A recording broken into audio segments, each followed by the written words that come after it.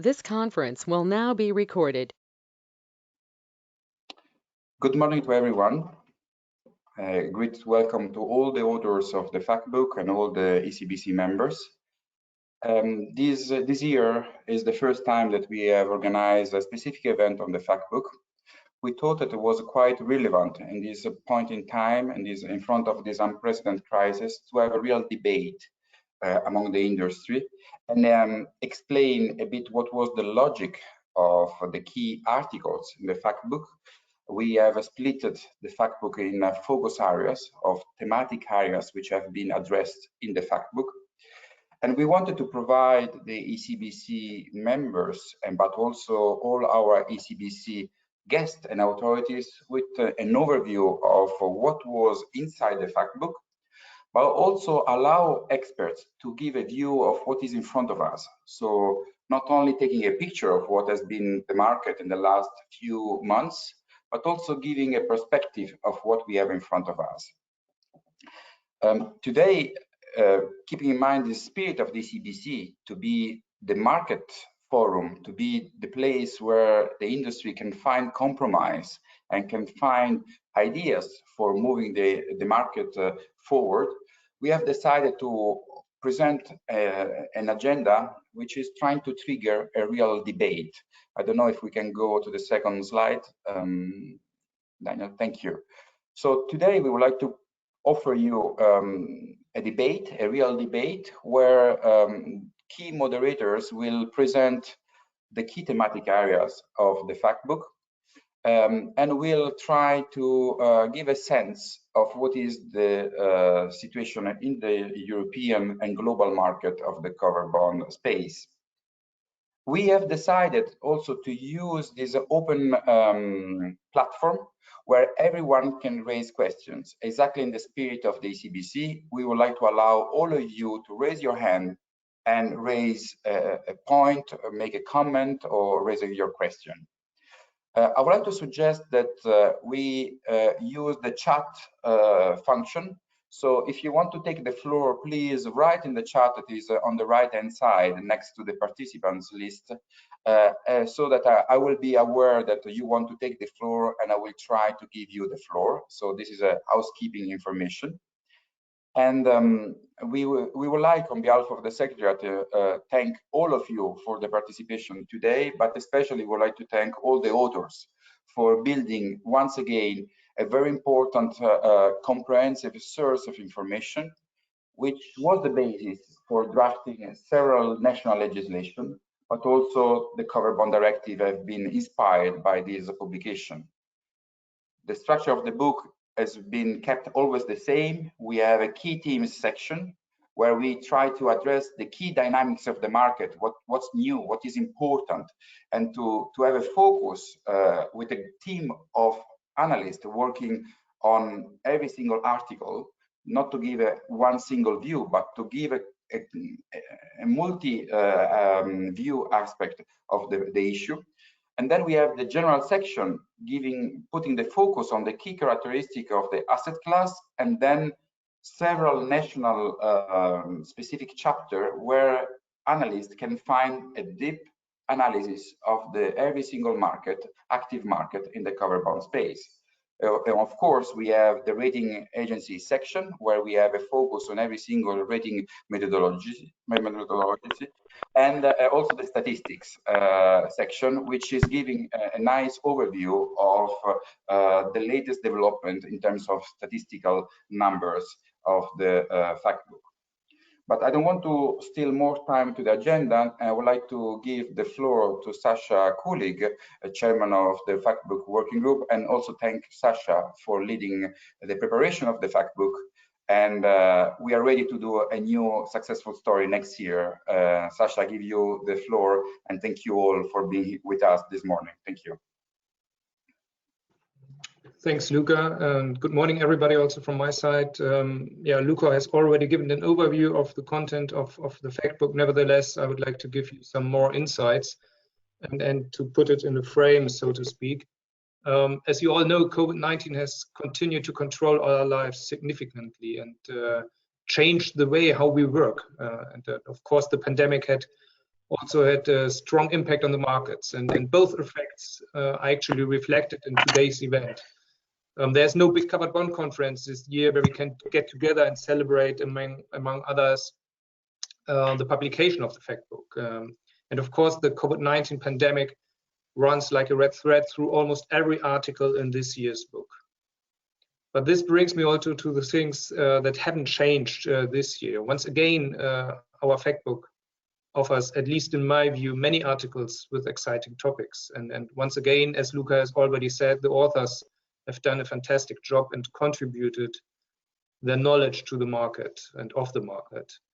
And I would like to highlight this applies explicitly to all authors, including those responsible for the country reports and for rating methodologies, as Luca already said, and also to the generic section. So in my view, it is actually the sum of all articles together that makes the book, let's say, an indispensable compendium of the covered bond market, or some might even say the Bible of the covered bond market. And maybe the icing on the cake, so to speak, are the key theme articles on the current topics. And that's why I'm very happy to have some of the authors with us today. And as Luca already said, they will give you an immediate impression of the variety of topics of this year's fact book. This will be done in the form of 4 rounds, or let's say blocks, as you can see here. And of course, the prelude is the covered bond harmonization, moderated by Frank Will, ECBC chairman of the ECBC Legislation Working Group, and Richard Kemmish, probably well known to all of us. And this round will also cover the development of the markets in Central and Eastern Europe, as well as the global perspective. Since the covered bond market and the covered bond has been well established in many non-European countries. And we hope we will see more non-European countries developing covered bonds. And I hope, and if he's here, I'm honored to welcome Colin Chen here, who is the chairman of the ECBC Global Issuer Working. The second round will be moderated by Sabrina Miehs, and this is a discussion about the impact of the COVID-19 pandemic. And this round covers, inter alia, the role public sector covered bonds could play in the recovery of the economy, and of course, the investor's view. Both topics are covered by articles in this year's fact. And the third block deals with sustainable finance, which has remained important despite the corona crisis, or even has become more important, since not only the Commission has made clear that the recovery should be a green one. And this block will be moderated by Maureen Schuller, who is leading one of the most important subgroups in the ECBC Global Issuer Working Group. And of course, needless to say that the Energy Efficient Mortgage Initiative is also part of this block, since it's a very important initiative that comes at the right time. And the last block covering this year's key themes addresses the market perspective, including the impact of the ECB activity. This round will be moderated by Steffen Dahmer, chairman of the ECBC Market-Related Working Group. And it covers also articles on important topics such as digitalization. And finally, Luca already mentioned this as well, Joost, Beaumont, chairman of the ECBC Statistics and Data Working Group, will give you some insights on the statistics. And I think the contribution of the statistics to the success of the fact book can't be overestimated. I hope that today's virtual presentation or meeting makes you curious about the complete fact book. I'm very sure you will find this year's edition at least as interesting and useful as last year's version. And let me once again thank the authors for their great contribution and their commitment to the fact book. And I would also like to thank the ECBC Secretariat and especially Chrissa. Chrissa, thanks very much. You've done a fantastic job and you made my job as a chairman extremely easy. Thank you very much, Sascha. Yeah, that's it from my side. I hope you all keep safe, take care in these strange times. And with that, I hand over to Frank and Richard. Thanks very much, and yeah, enjoy the meeting. Thank you. Thank you. Sascha, just to add to your words, I mean, this year we try also to increase the visibility of the statistic by making a little video, which is available online. And Joost, thank you very much for trying to explain a bit the importance of the size of the market with this visual solution. So thank you very much. The video will be available. I think we can put this on the chat so everyone is visible. But I mean, this is a tentative to increase the visibility and trying to cope with this lack of meetings and trying to give a feeling to investors of the importance of the market. Thank you. Frank, Richard, we give you the floor. Thank you. Yeah, thanks, Luca. Yeah, first, I think just a notice, I think your PowerPoint presentation or your PowerPoint program needs an update. But otherwise, good morning and also a very warm welcome to our panel on covered bond harmonization. Yeah, following years of controversial discussions, the covered bond harmonization in Europe is finally on the home stretch. I think everything started back in 2015 following the global financial crisis. When the European Commission emphasized the importance and the strengths of the covered bond product during the crisis. And I think what was interesting at that time, the Commission also highlighted that the covered bond market remains fragmented along national lines, and that the performance of covered bonds has really differed across the various countries. And at that time, the Commission identified the differences in the national covered bond laws as the main driver, and also the lack of cross-border investment as the main reason for the divergent performance of the covered bond market. And at that time, there wasn't any EU-wide covered bond law. There was only one article in the UCITS directive and some covered bond reference in the CRR and the LCR. But everything else was really based on national laws. And as part of the Capital Markets Union, the EU wanted to harmonize the covered bond market to encourage cross-border investments, while at the same time leaving room for national discretion. And as you know, the covered bond package was split into two parts. The first one was the covered bond directive, providing baseline covered bond definition, such as dual recourse or asset segregation. And then the second was the amendments of the CRR, introducing enhanced requirements for preferential capital treatment, including LTV limits, minimum OC, eligible assets, all these factors. The covered bond directive and the amendment of the CRR have entered into force earlier this year on the 7th of January. Member states have now until the 8th of July 2021 to transpose these directives into national laws. And from 8th of July 2022, the updated national covered bond laws and the CRR amendments will apply. This is at least the plan. As always, the devil is in the detail. And to discuss this, we have invited three excellent panelists with in-depth market knowledge. First, Elena Bertalot from Barclays, who is also the chairwoman of the rating agency working group. Then Colin Chen from DBS in Singapore, who is also the chairman of the Global Issuer Working Group. And last but not least, Jacek Kubas, the covered bond expert. Some call him even the covered bond guru from EBRD. With this, I would like to hand over to my co-moderator, Richard. Thank you, Frank, and good morning, everyone, from me. Yeah, I'd like to go straight into some of those details, and we've highlighted three of the particular topics that we think are absolutely key, which is why we have those three participants that Frank just mentioned. If I can, I'd like to start with Jacek. Jacek Kubas, as Frank just said, works with the EBRD with responsibility for developing, amongst other things, with responsibility for developing covered bond jurisdictions in the various countries. In the article, Jacek, you mentioned, I think, 8 countries in the European Union and a couple of countries outside the Union where either existing rules are being upgraded or new rules are being put in place for the first time. There are still several countries which don't have covered bond law, both within the Union and obviously more globally. And I'd just like to ask Jacek if you could just say a little bit about what you do, and sticking to the topic of the harmonisation of the directive, in what way the directive is helping the development of covered bonds in the countries that you look after. Well, thank you very much, Richard. Can you hear me?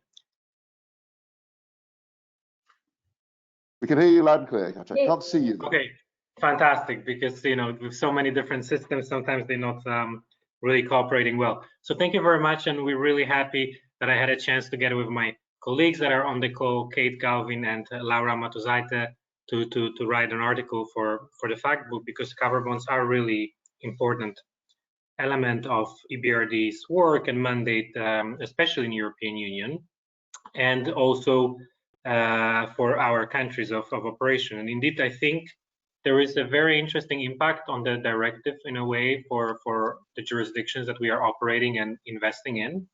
And firstly, on the reform side, we were very happy, and we're actually very happy to announce that because of covered bond directive and the implementation, we just were able to restart the work in Croatia. So the working group met run by the Ministry of Finance just a couple of weeks ago, where we were able to restart what we left a couple of years ago and Ministry put on the shelf.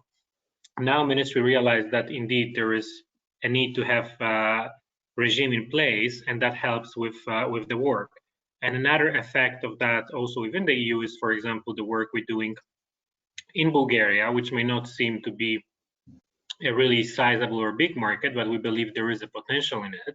So we started working on the reform with the Bulgarian Ministry of Finance, and that's also one of the reasons we are able to do that with the ministry, is because of the directive. So what I'm trying to say by that is really that it brings awareness about the instrument, and actually in a way forces regulators to start working on the legal regulatory framework. For example, you can think about Baltics. I mean, we started working in Latvia on the law, which now is finalized and is going to the parliament by the end of this year. I don't think we were to be able to accelerate this so much if not the work on the directive. But the other element which I really like about it, I think there are two other elements that really are important for us. One is a demonstration effect outside the European Union. For example, there is one of the jurisdictions that really is interested in the work on covered bonds is Georgia, where we were able to look at their draft legislation that they prepared and be able to point, okay, this is actually something that is not really in line of what's happening or what is in the covered bond directive in the EU. So it would be much better for you if you align it, at least with those concepts. So the law is much more understandable for international investors if they ever were to decide to go and invest in Georgian covered bonds, if those were to hit the market in the right also size in terms of benchmark or sub benchmark. So that's really, really good element. And then the second point is looking at covered bond directive. I think the nice spin-over is all the work that hopefully we'll be able to do with different task force led by some of you guys on European secured note, and really that the covered bond directive kind of opened the door for another instrument, because we see, talking to our clients, working with our clients under our solidarity packages where we provide working capital loans to our existing clients, that an instrument like that will be really beneficial and helpful. So this would be, I would say, our remarks. Obviously, we are carrying the covered bond flag within the EU developing markets. We hope, as I mentioned, to finalize Latvia by the end of this year, early next year. Hopefully the law is adopted by then. And I hope that also the markets that already start operating well, like Poland or Slovakia, will also adjust whatever is needed in their frameworks and continue issuances of covered bonds.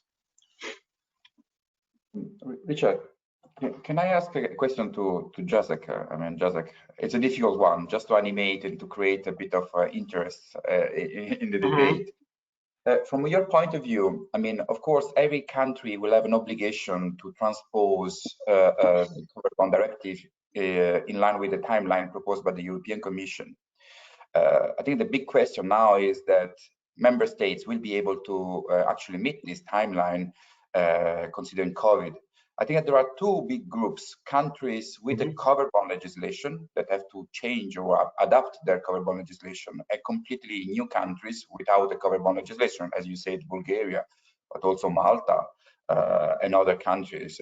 I mean, do you see any element of stress and what are the implications of not meeting this deadline? I mean, what will happen in case of not respecting the deadline imposed by legislation? Thank you, Luca. Luckily, I'm not working for the European Commission, so I don't have to tell you whether there are any sanctions or any elements for not meeting the deadline. I think on the more business or policy side, I think countries, especially the young EU member states that we are actually focusing on, they want to meet those deadlines. So they are a bit afraid of not harmonize their legislation. So I'm not worried about those countries. And for example, Bulgaria, I mean, it has a very outdated legislation. And what is the beauty of that is that right now, and you can start writing it from scratch rather than just introducing some amendments to something that may be semi-good to the current standards. I think that's quite a good element. And I also see that the EU deadline, even though there are so many priorities right now with COVID and trying to get funding and money to real economy, and on the other hand, many of the banks in our country's operation, like for example in Bulgaria or Romania, are really liquid and fund themselves for deposit. We still see that the ministries of finance and regulators really like covered bonds, and I think that's one of the, because of the features that they have, and I think that's one of the element that still pushes that agenda forward by the regulators and the market. I think I'd obviously agree with all that. I think that one other important element, in particular in Croatia and Bulgaria, is they're joining the ERM, and the idea that finally they're going to join the euro within a couple of years, touch wood. That is quite a big impetus in those countries as well.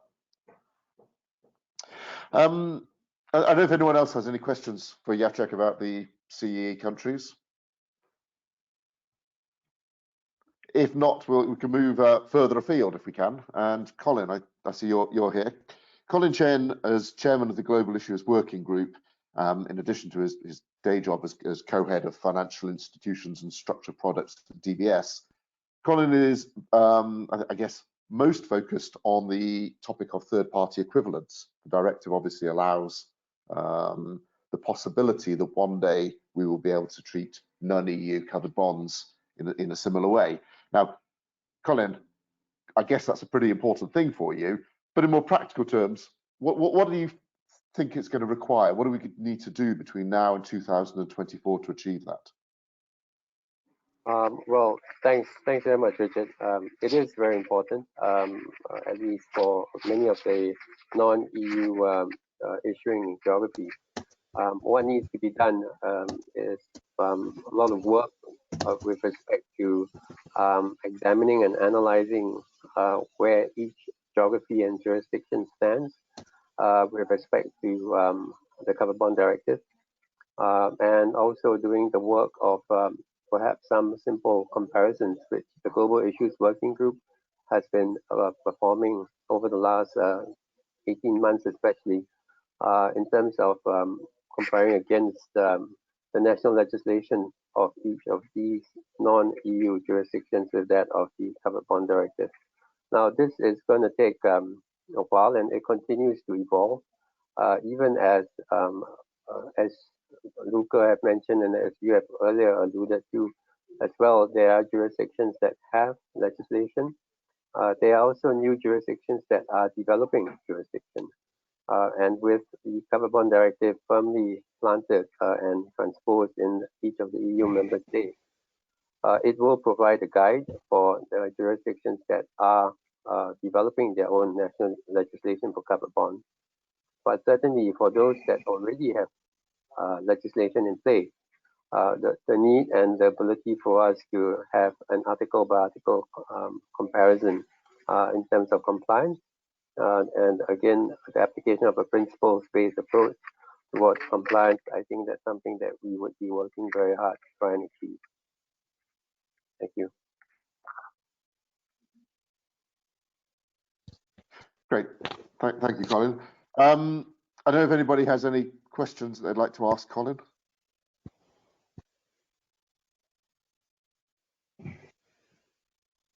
Okay. Everyone's being very shy. Okay, in that case, I'd like to ask Elena. Elena, as chairman of the rating agency working group, in addition to your day job of being head of covered bonds for Barclays, clearly you're at the sharp end of a lot of the structuring challenges and harmonisation challenges from the directive.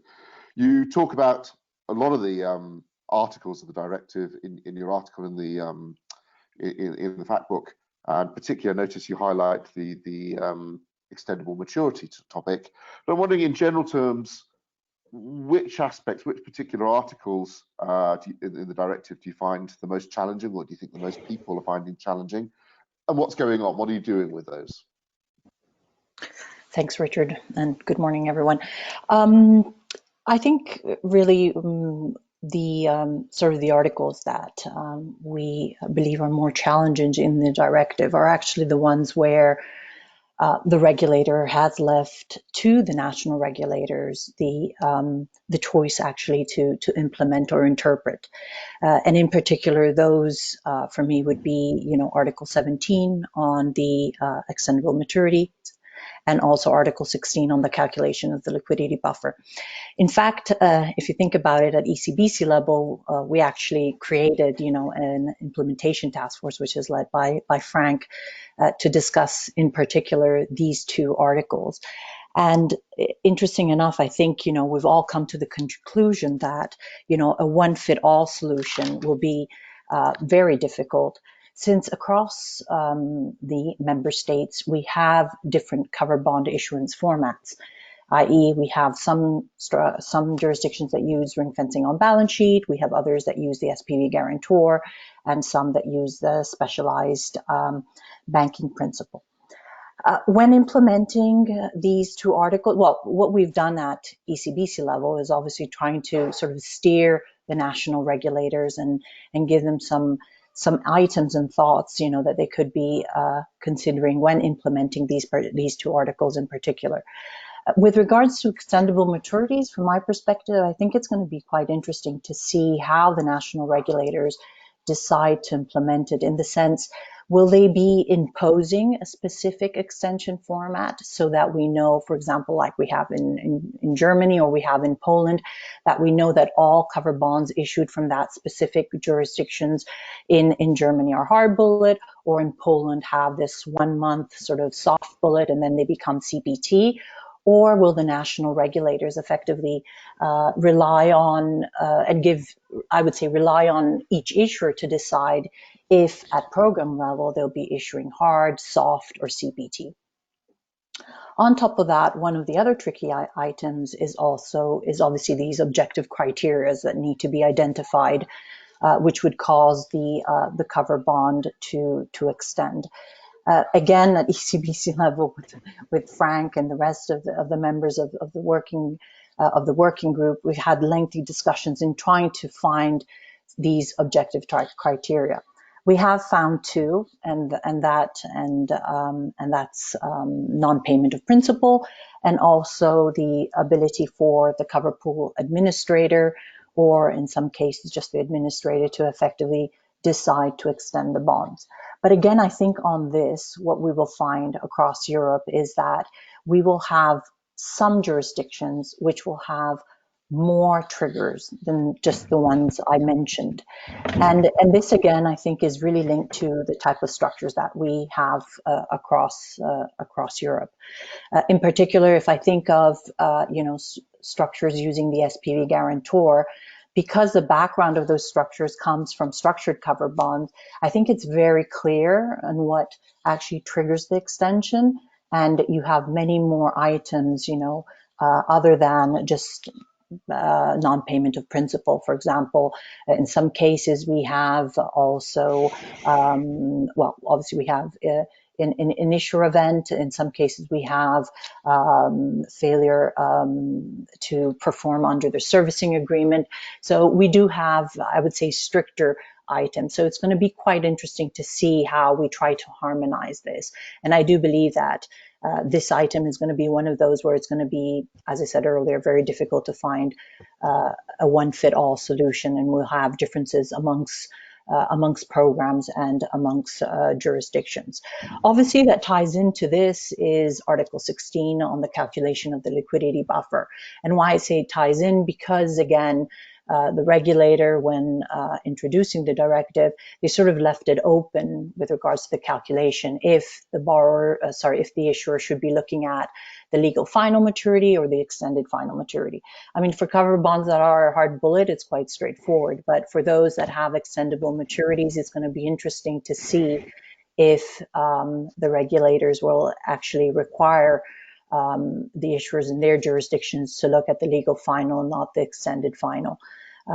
We are getting sort of mixed feedback, but it's going to be, well, we haven't seen anyone yet to transpose the specific articles, so it's going to be sort of still space to watch. On where we stand, I personally think that we're possibly a bit behind, as Frank mentioned earlier. I mean, we have 18 months to transpose, but if you think about it, as of today, out of the 27 member states, we have 2, Norway and Germany, who have released draft laws and suggestions on how they will amend and transpose the directive. And we have another 4, that's Spain, Ireland, Poland, and Cyprus, that have released consultation papers. So it does feel to me that we are still behind. Also thinking that, you know, there are some jurisdictions that, if we look at the analysis that we have done on, you know, compliance with the directive, there are some jurisdictions that are more or less almost fully compliant, and they're just little tweaks that they need to do on the extendable maturities, on the liquidity buffer. But with regards to all the other articles of the directive, they're compliant. But there are also directives, I'm thinking Spain, I think also Italy is another jurisdiction that requires a little bit of work. And to be honest, for example, if I consider Italy, we haven't really started any discussions or well, we have started some discussions with the Bank of Italy, but I think we are behind the curve also because the regulators effectively are, you know, very focused on COVID now. Yeah, let's see. It's going to be interesting to see also if, you know, at one point the European Commission maybe decides to give an extension, right, and allow a longer time frame. But yeah, we'll have to watch the space. Thank you. And I'd love to hear Colin and Jacek's views on that comment about being a bit behind and how they view that. Before I ask them that, though, one follow-up question, if I can, Elena, about the process. Sure. Yes. You know, all the way through this whole multi-year discussion that we've been having about the directive, there's been this tension between the need to harmonise and the need to respect national specificities. That tension's been running all the way through. I kind of hoped that by going down the route of a principles-based directive, we'd see the end of that tension, the end of that debate. But then a lot of these things you're talking about, they reopen that. Do we go for a specific model for all the reasons that you explain, or a more harmonised approach? To what extent are people addressing these problems in their little silos, or to what extent is there a conversation, are you aware, either led by Commission or by bilateral conversations between regulators? Do you have a feel for that? To be honest, I don't. I mean, I think, as I said, I think the work that we've done at the ECBC is very important because it has, you know, given some sort of guidelines, right, to the national regulators on some recommendations. I do feel sometimes that some of the regulators that, you know, are tasked with transposing, you know, the directive are not maybe up to speed with some of the technicalities of covered bonds and, you know, the extendable maturity format. So, and hence why I think that at one point we might, you know, see that the national regulators, for example, on the extendable maturities, that effectively they will just say, you know, we're happy for, well, we could take Italy, for example. No, we're happy for, you know, the issuers at program level to select, a soft bullet or a CPT, but we won't be imposing a specific structure. Also, I think that if I were the regulator, what I would suggest is, maybe find one objective criteria, but that shouldn't, with regards to what should cause, the extension, but that shouldn't preclude at program level for issuers to actually have more triggers. Obviously, going back to your point, I think these are items that it's going to be very hard to harmonize, and we will continue having differences across Europe. And that, though, is probably in the nature of the instrument itself, because, as I said, we do have three, different type of issuance structures, right? And it's going to be impossible to find a one-fit-all solution for all of them. I don't know, Richard, if I answered your question. I mean, I don't know, maybe Luca has more color on discussions at sort of regulatory level, at sort of European Commission level and at sort of national regulators level. But I don't have any color on that, on where they are with sort of transposing. Just to thank you, Elena, for, I would say, the comprehensive overview. I mean, as far as we know, the Commission is moving ahead with their agenda. They had a meeting at the end of September, actually the last day of September, and the next one is supposed to take place at the beginning of December. They have prepared a survey, a transposition survey that has been circulated among member states in July, at the end of July. And as far as we are aware, only a few countries, around 10, 12 countries, have replied around September, which actually it's very much capturing your numbers, Elena. So it's and then they are trying to push to get feedback by December for the others. Surprisingly, I think they have no stress about the timeline. I mean, for what I understand, I mean, the Commission is very much sticking to the official timeline for the time being. So I suppose that member states are working behind the scenes. Also, I think the Norwegian and German move is creating a bit of pressure to the others to try to move ahead. So hopefully we will have a better picture by December on where we are in the different member states. And I also think, Richard, I mean, as I mentioned, I tried to mention earlier, I mean, there are some jurisdictions that I think, the amendments and the transposition exercise is really straightforward. But there are some where, quite a lot of work will be required, right? I mean, I think in premise you have Spain. I think also Italy needs a little bit of tidying up and some key points that need to be clarified. Interesting enough, if you look also at the consultation papers that were released from the states that I mentioned earlier, again, the key focus and questions they were asking, the banks in their jurisdictions were again on the extendable maturities and the liquidity buffer. So it is giving some headaches to the national regulators, but hopefully we'll get there.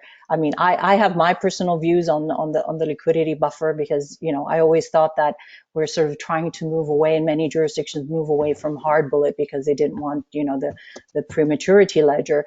And now reintroducing a liquidity buffer that looks at the legal final rather than the extended is sort of maybe going back a step, especially for jurisdictions that have lower rating, where these liquidity buffers tend to be accounts open with third-party banks. So it's not even liquidity that is available for the issuer, because it's on a segregated account with a third party. So I do hope that the regulators consider this in detail before implementing the more conservative approach that would be just to look at the legal final maturity rather than the extended. Yeah. Thank you. Colin and Jacek, can I ask you, in the interest of time, can I ask you two questions at the same time? First one is just your thoughts about the timing topic, and in particular reaction to Elena's comment that we're a bit behind. And then secondly, and trying to make a nice tie into Sabrina's point, which is the next one on the agenda, your thoughts about how the COVID epidemic has changed the prioritization in your countries. Yeah, checking Colin. Yep. Just like I would have a go first. Thanks, Richard. With respect to the transposition timeline, I think from third country equivalent standpoint, given that the clock starts really after the member states have completed the transposition, and it goes and drags all the way through 24. The wish list is that it actually occurs sooner, and that the third country assessment in terms of equivalence could perhaps be initiated sooner rather than later, especially in lieu of the so-called delay in the member states transposition of the directive. In terms of how COVID has changed the priorities, I think in particular for Singapore, I think the regulator, the national regulator, has taken the opportunity to amend the covered bond legislation to accommodate and to facilitate banks' ability to raise funding for deployment into the real economy. So an example of that is the increase of the asset encumbrance limit from 4 to 10%, and the fact that covered bonds will now be eligible for repo action with the central bank under any agreement.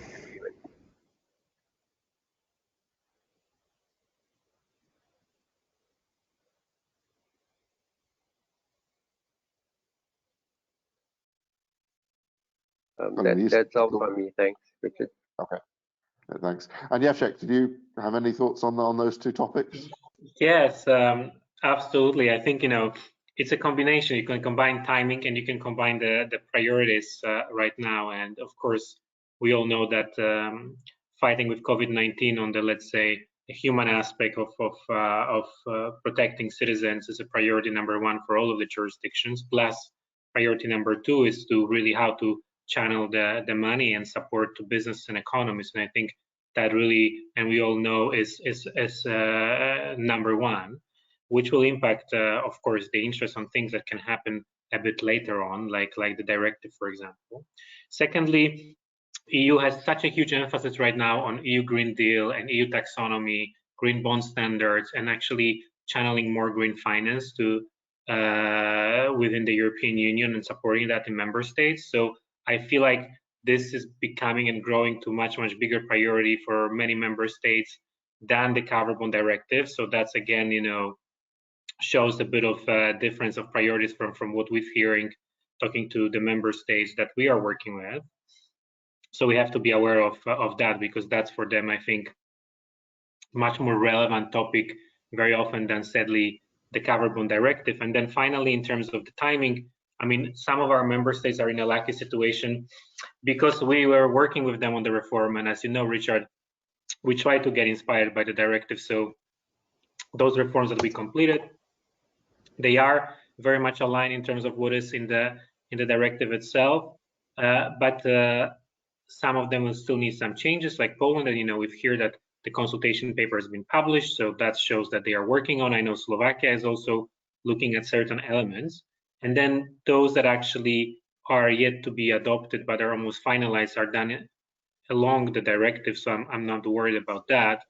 But then we have countries exactly like I mentioned, Croatia or Bulgaria, which I feel only are doing this work or restarting this work because they have to, in a way, because there is a directive, and that's the only reason what drives the Ministry of Finance. Obviously, on the banking system, banks are very supportive in Croatia, and they want that instrument. They are supportive, but as I said, liquid in Bulgaria.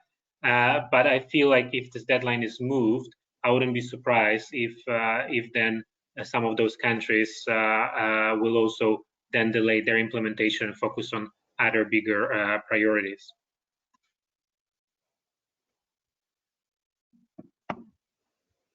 Thank you. Thank you to all three panelists. I'm conscious that we've already overrun our time.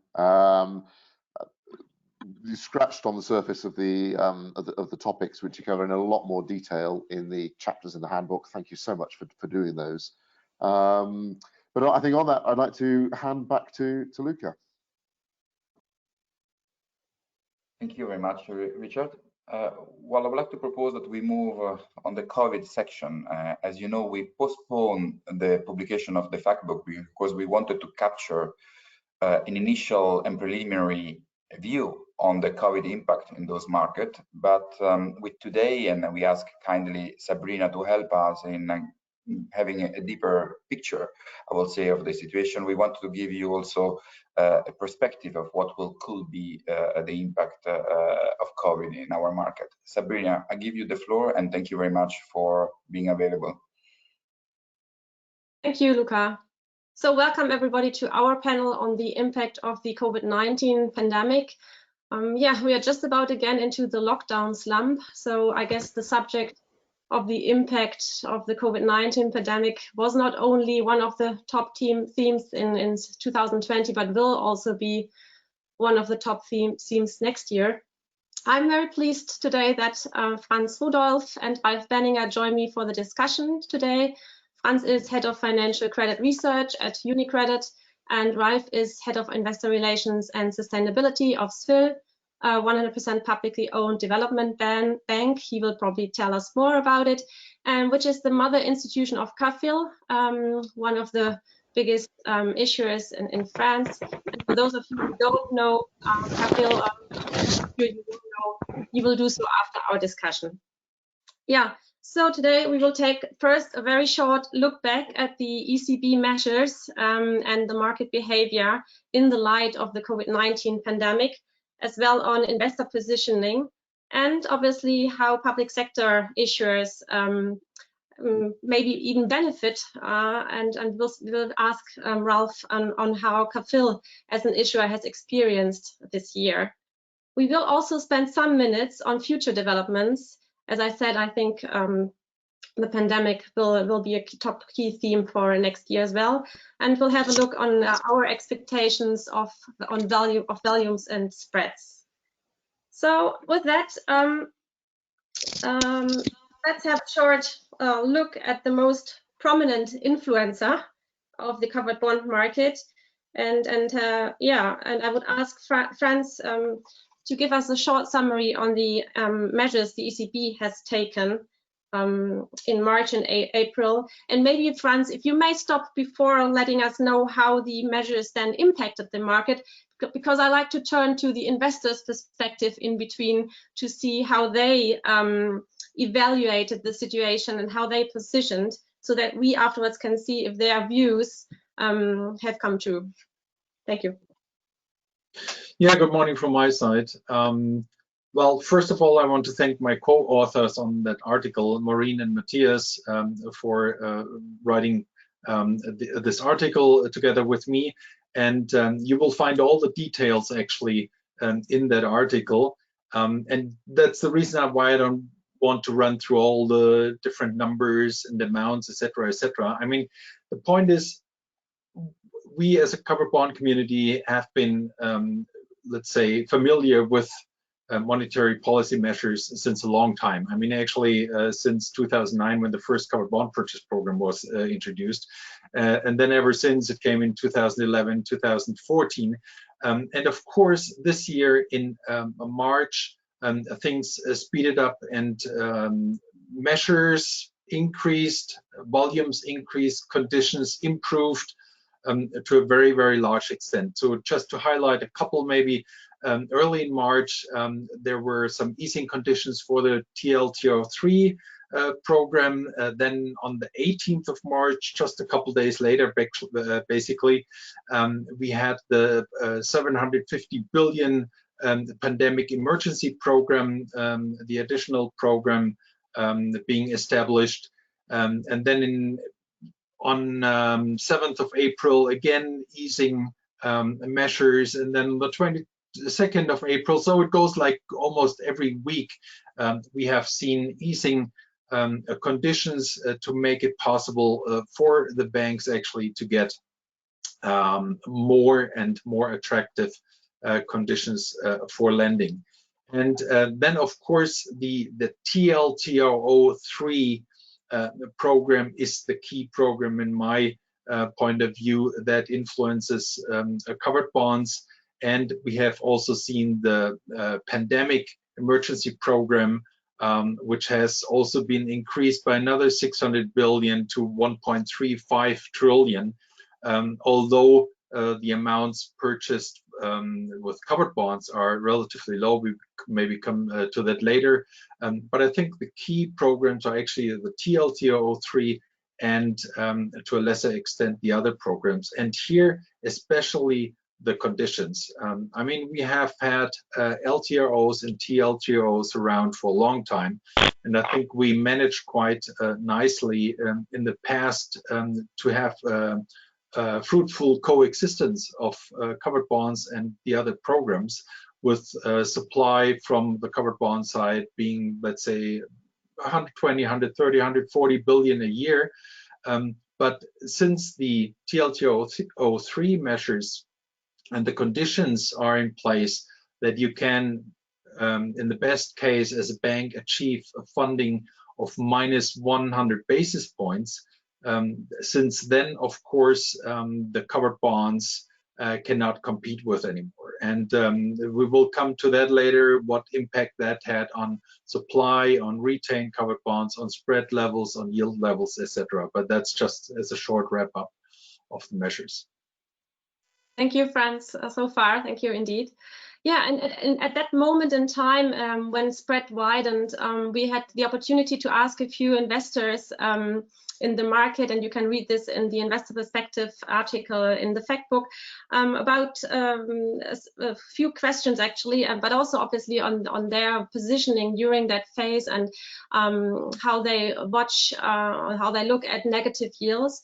And it was quite interesting because obviously depending on your mandates, depending on where you're coming from, there are different views. And the investors told us that they are all looking at relative value, obviously, and for a few of them, relative value improved during that time towards government bonds, towards SSA. And so they found a few factors making covered bonds very attractive during that time, while others said that the pickup between credit and covered bonds wasn't so good, and they felt that this spread differential was too wide and were much more in favor of credit, other asset classes, other financial debt with more generous spreads.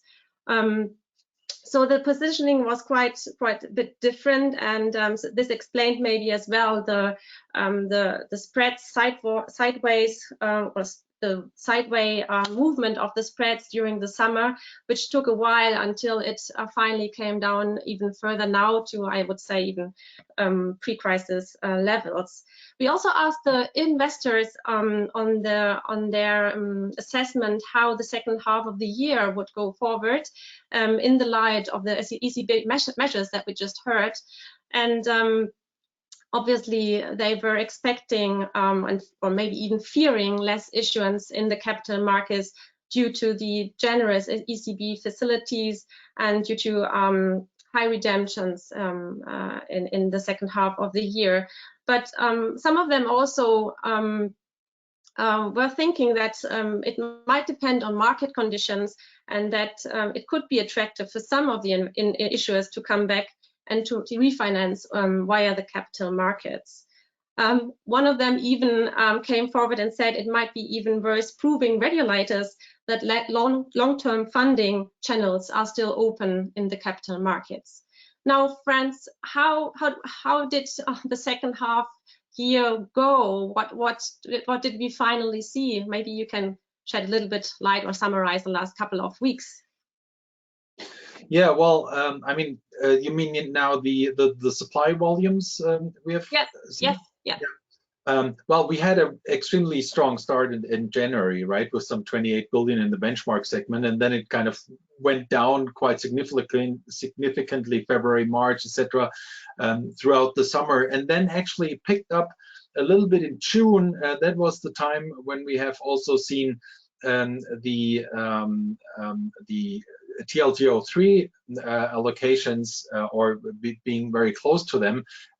As soon as that was done, we actually saw the covered bond market return, and issuers using the covered bonds again, publicly placed, of course. I come to the retained position later. And then in September, actually, we have seen some 11 billion, and in October so far, we have seen some 10 billion, with also inaugural issuers from Germany coming to the market. So I think the covered bond market is still active, but of course the volumina are not as high as they were at the beginning of the year, or as they would be traditionally in September, usually after the ECBC meeting in Barcelona or so. Usually afterwards, supply picks up again. So we do see quite a nice activity, but not as much. And the reason, of course, is also that a lot of the covered bond collateral and the covered bonds actually went into retained covered bonds. And if you look at the numbers volume-wise, with benchmark supply publicly placed in January and then going down actually, and just the contrary, the retained covered bonds increased significantly. So we have seen, like in March, retained covered bonds. So if you look at the data, let's say 50 million plus issues.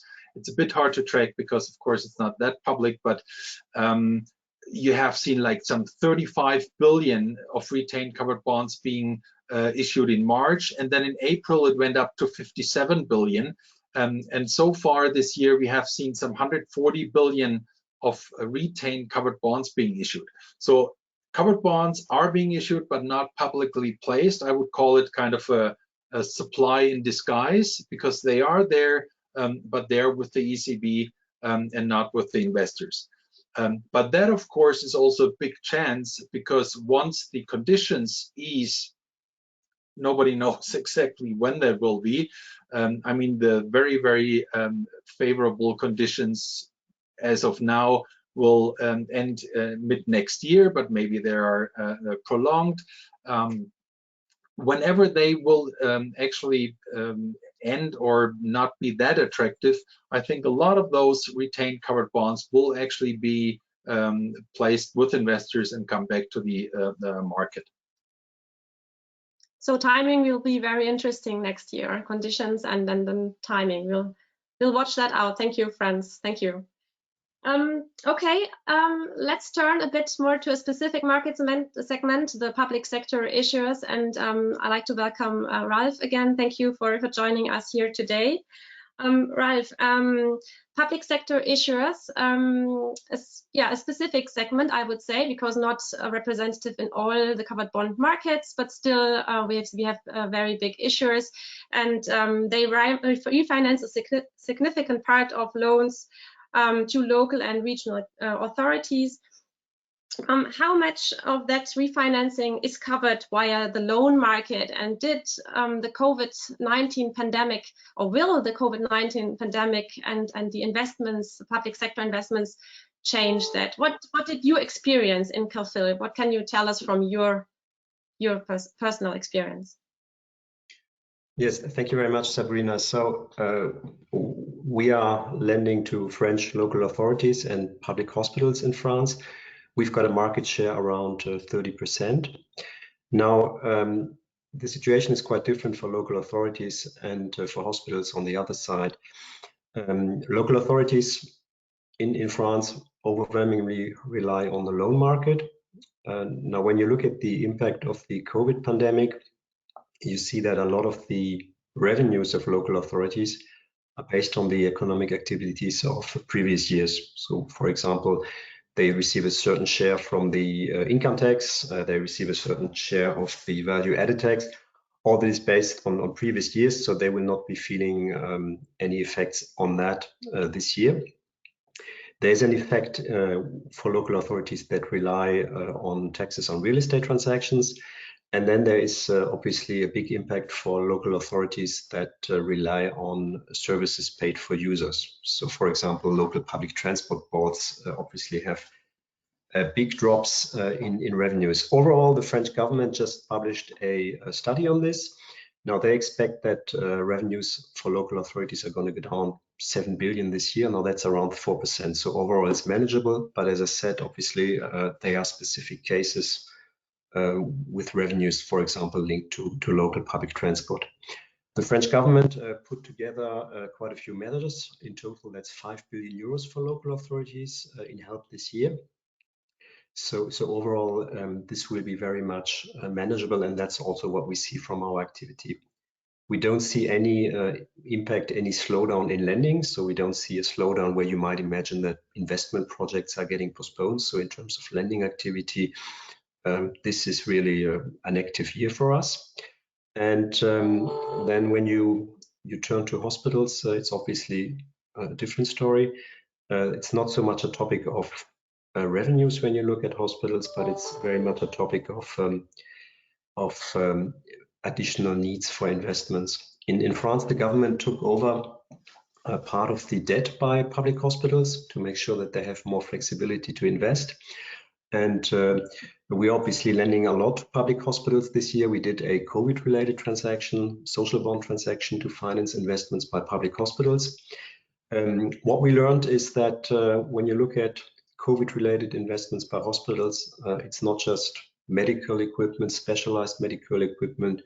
It's really a lot more than that. So we see a lot of hospitals that have to do major renovation work. They have to create, for example, separate entrances to the hospital to make sure that people that come for different treatments don't get infected by COVID patients. They have, for example, to install separate elevator systems, sometimes even separate air conditioning systems to make sure that the building is adapted for the current situation. So we expect huge investment needs by public hospitals. So this really sums it up. So in terms of local authorities, effects are pretty much spread out over several years, and this year it's clearly very much manageable. And then for hospitals, it's less revenues, it's more investment needs. Thank you, Ralph. Maybe one further question, if I may. So you said your loans are increasing, and we saw obviously Cargill as issuer this year as well. How is your take up in the TLTROs? I mean, is this because I was wondering? It's this time it's not only a certain type of banks that uses these generous facilities, but it's always across the board. So how was your take up here? So from our side, there was zero. So for us, we did four covered bond benchmark transactions this year. We did a COVID-related benchmark, and then TLTRO is not something that fits our assets because we are really only doing local government lending. We don't do any SME lending or any private sector lending. So this is not really something that fits to our activity. Okay, thank you very much. I'm looking a bit at the time, don't want to be too long, and let's go maybe back to France and let's have a look into the future France. Now we've looked back a bit, and as I said, I think this would the theme will be there next year. So I think it might be worth looking into a few aspects here. Investors were obviously mentioning when we asked them in April that it's again time to look more into fundamentals, macroeconomic landscape, asset quality of banks. They mentioned obviously at the moment, as rating agencies believe covered bonds should be well protected due to unused notches of uplift versus the issuer rating. So we don't expect probably potential downgrade from that side, but there will be other, I guess, developments which we could expect next year in terms of well, issuance volumes and ECB purchases. What's your view on the market developments for next year? Yeah, well, I think the key point will be what will the conditions be after June 21? Will the extremely attractive conditions where you can actually go to down to -1% in funding for banks, will that be prolonged or not? Because that will determine, of course, a lot of allocation of issuers to the respective program. So that will be a very key program. Then, of course, it will also, in context of the other interest rate decisions, of course, determine how attractive covered bonds will be. I mean, if you look at the recent issuance, we've seen 7-10 years, you were able to place minus, let's say, around 30, even longer maturities at flat or something. So of course, for the issuer, it's always a matter of where to get the cheapest funding, but also, of course, the term of the funding.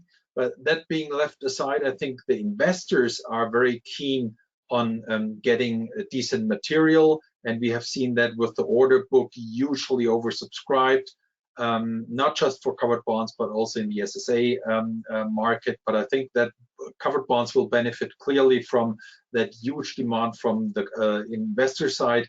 I think the quality will remain intact, will remain high, given that it usually goes from the sovereign down to the bank and then to this covered bond, and until it feeds through all the pandemic effects, that is the next issue. Of course, how long will that last? Hard to predict. That will not actually impact, from my point of view, the covered bonds directly. However, of course, we do have to have an eye on payment holidays, moratoria on certain commercial real estate sectors like hotels, offices, shopping malls, etc., etc. But overall, I think the quality of the covered bonds is well protected and also well received by investors. So I think supply-wise, well, if you think last year we have seen 140 billion, this year currently we're somewhere around 87 billion, maybe we make a 95 or something till the year end.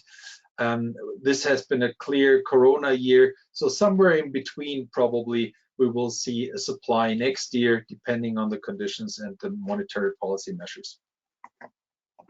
So we probably stick into the negative yield area as well. And as I understand from investors, this isn't actually such a big problem because all is relative, and relatively looking at deposit rates or other asset classes, this hasn't been a big problem this year, and probably won't be a big problem for demand next year, as I understand you as well here. Okay. Any questions from the audience maybe at this point in time to my two panelists?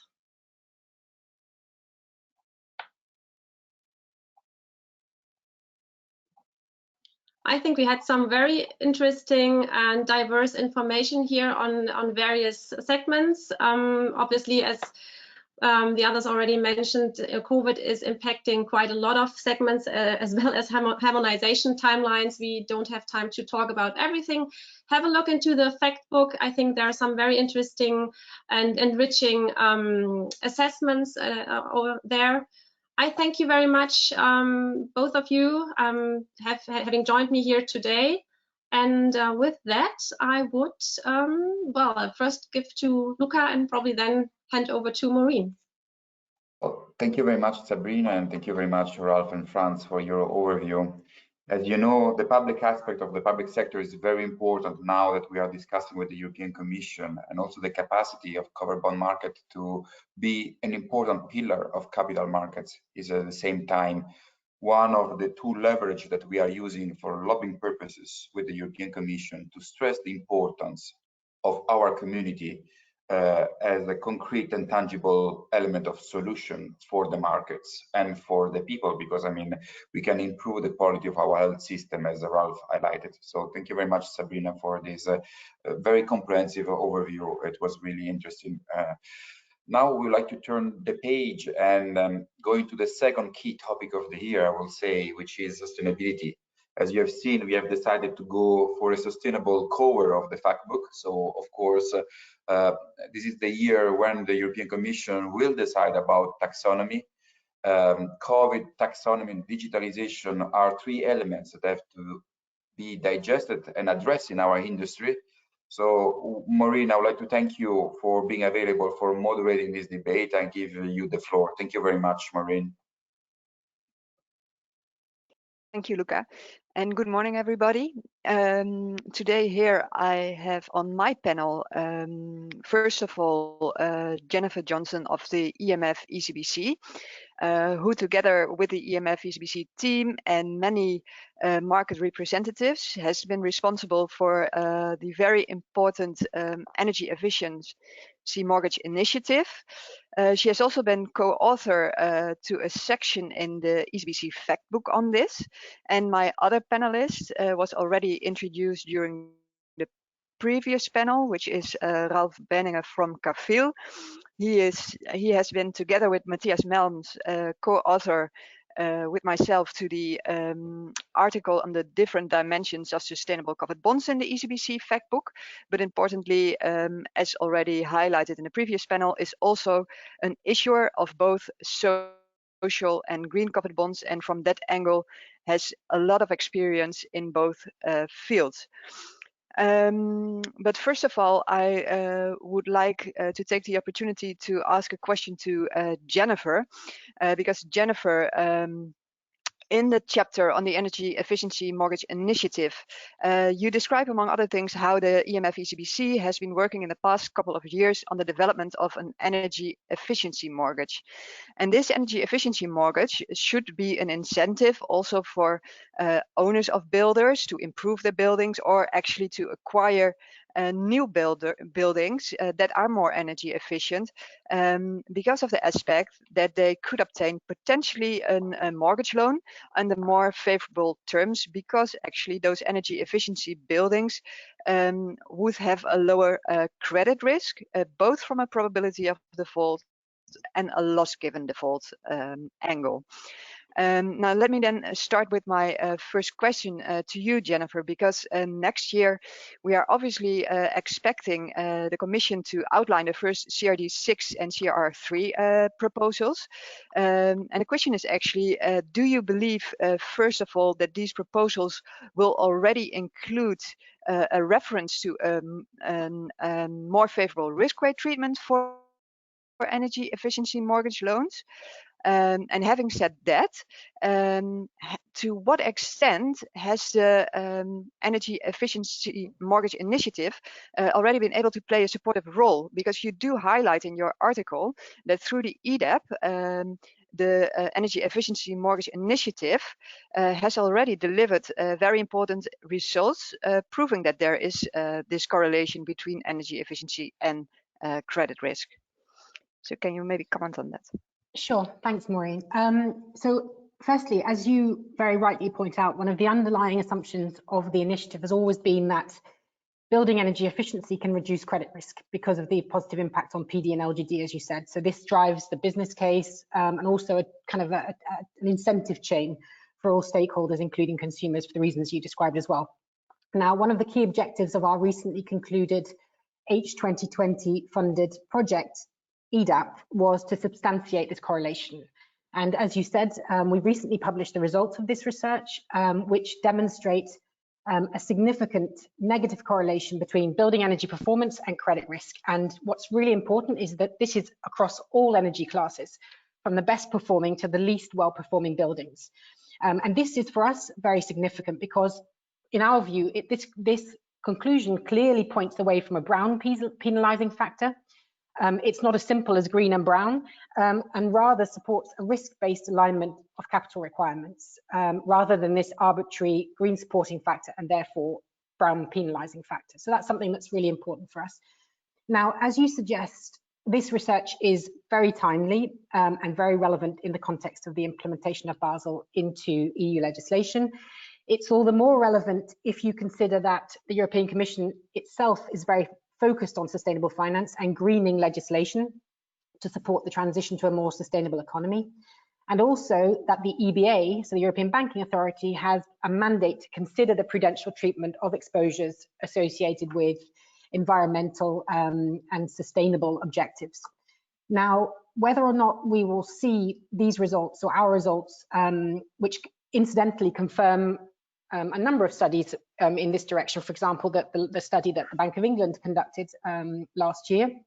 Whether or not we'll see these reflected in the CRR3 remains to be seen. As I said, the European Commission itself is under pressure to deliver on sustainable finance, and there has been a suggestion that they can't necessarily wait for the EBA to come forward with its results in this area in 2023. So it's not entirely out of the question, I would say. What we have been doing to get closer to this result, let's say, is disseminating these results very widely. So we have met with the European Commission, the Cabinet of DG FISMA and the services.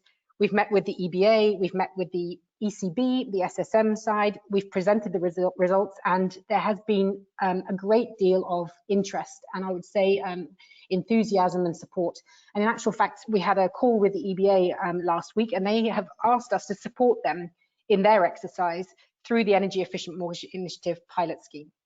So our intention moving forward is to continue this research in other jurisdictions, to try to deepen the research where we can, and also through EMIP, which is our third project, which has just got underway. We'll also be devising policy recommendations, so taking the correlation analysis and trying to draw some policy conclusions from this to support the European Commission. So I would say watch this space. That is all great, Jennifer. Thank you very much. And then my next question will be for you, actually, Ralph. Because in the section on the social and sustainability bonds of the different dimensions of sustainable covered bonds, you actually address the fact that for local authorities, investments in social infrastructure in areas such as education, social housing, and public transportation, that these are actually often financed via the overall investment budget of the local authorities. But can you also maybe explain a little bit or give further guidance in how public sector lenders would be better able to tag or identify these social assets? Thank you, Maureen. Yes, as a municipal lender, we're financing a lot of investments in schools, in childcare facilities, in local public transportation, and very often these are investments with very important social objectives. For example, in France, when you look at the investment budget overall of local authorities, 15% of investments go towards education. So huge share of this lending is social. The problem is obviously that we're not doing project finance. We are lending to the overall investment budget of the local authority. So really identifying these investments is something that is really making it hard for covered bond issuers, public sector covered bond issuers, to set up social bond programs. We did a similar exercise for our green bond program, where basically what we did was really to identify what kind of project we're financing with the loan, and then we adapted the loan contract, and we specified that we are using this money to finance a specific investment, and then the local authority in turn is providing us all the data that we need, for example, to measure the impact. So that is something that we set up. It's not just changing the loan contract. You really have to change the way you work in terms of back office. You have to change the information systems.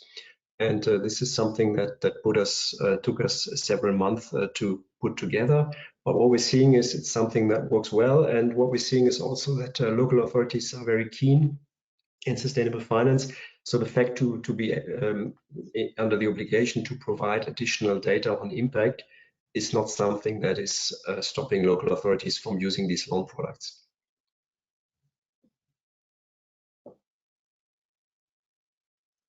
Okay, thanks, Ralph. And in addition to that, you have also been the first issuer in covered bonds, of course, that has issued a COVID-19 related covered bond. Now, in the ECBC Fact Book, you actually refer to 3 different options that have been used by issuers to issue actually a COVID-19 related bond. Could you elaborate maybe a bit on it, and maybe also highlight whether there are certain aspects that could have resulted in the fact that up until today, actually yourself have been the only institution that has issued a COVID-19 related covered bond? Yes, what we see overall in the market outside the covered bond market, so this is mainly driven by agencies, is really 3 different formats for COVID-related transactions. The first one is basically setting up a separate COVID-related issuance program. Now, because it's important to do this relatively quickly, these are urgent matters, so issuers very often will not be able to tick all the boxes of the ICMA guidelines. For example, issuers have been setting up these programs without any second-party opinion. However, there is a clear definition of use of proceeds. So this is something that has been done. Another thing that has been done has been to issue a COVID-related transaction without tracking the use of proceeds at all. Now, this is obviously legitimate if you're an issuer where you know that a lot of the financing that you provide is going to be COVID-related. However, given the nature of your business, you will not be able to track the use of proceeds.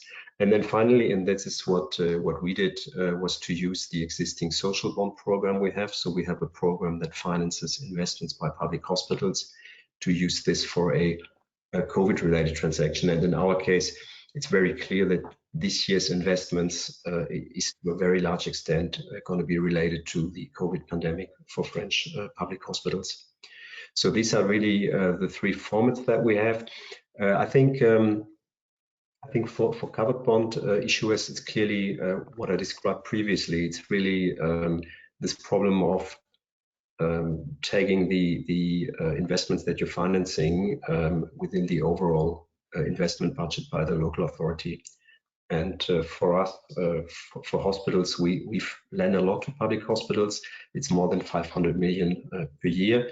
So this is really sufficient in terms of volumes to do this kind of issuance. But overall, I think for a lot of issuers, taking the investments is really the problem.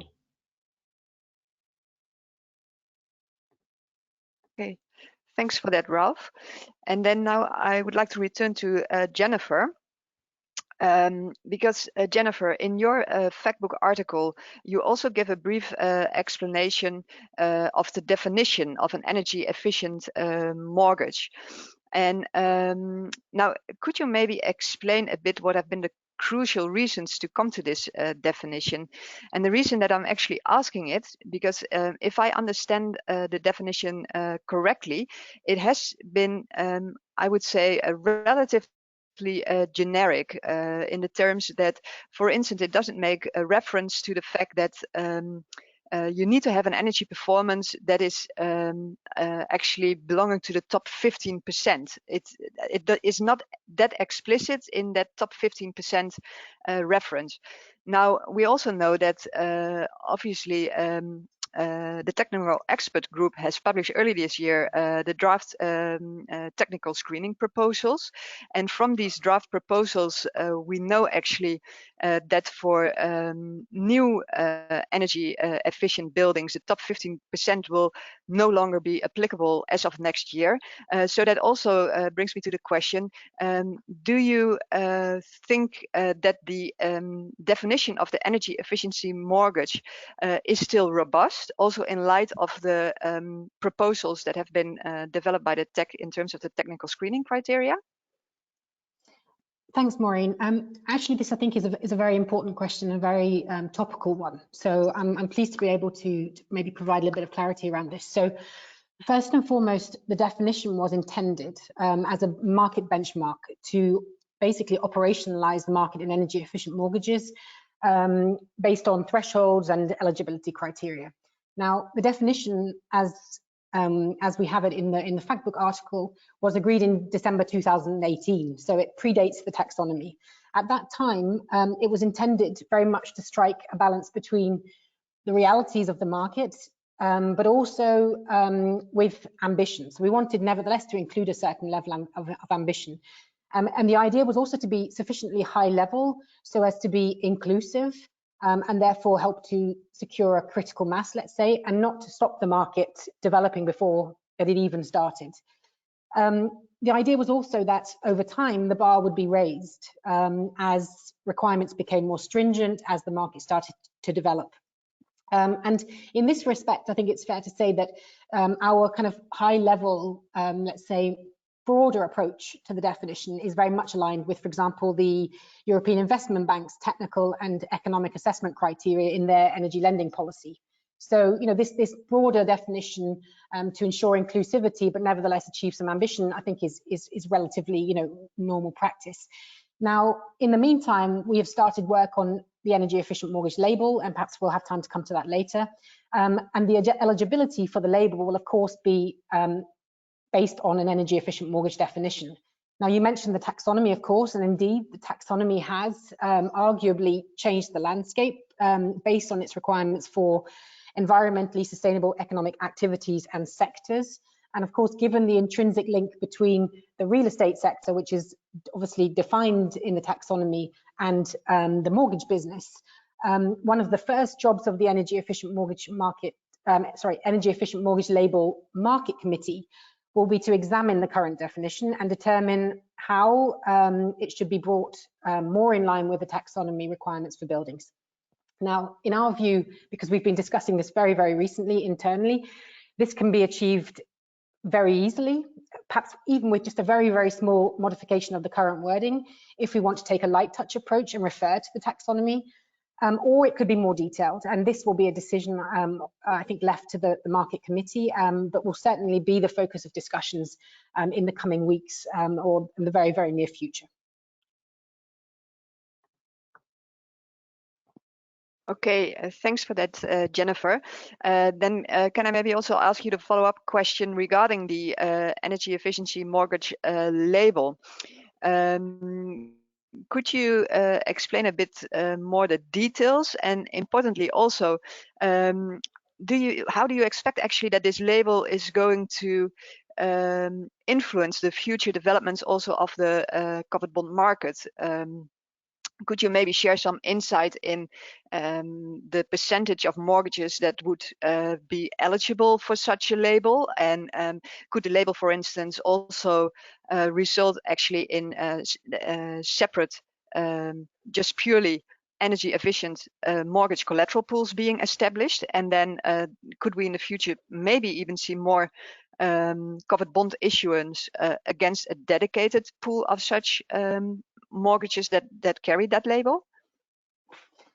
Okay, so I mean, first and foremost, just to describe the label first, the label is intended to be a kind of quality stamp, first and foremost, that can be used by banks to indicate that they offer energy efficient mortgages which comply with certain criteria. So this is a kind of branding and transparency exercise. It will also serve as a benchmark for consumers to identify an energy efficient mortgage and understand what this means. So this is about fostering recognition and confidence. So this is the kind of retail perspective.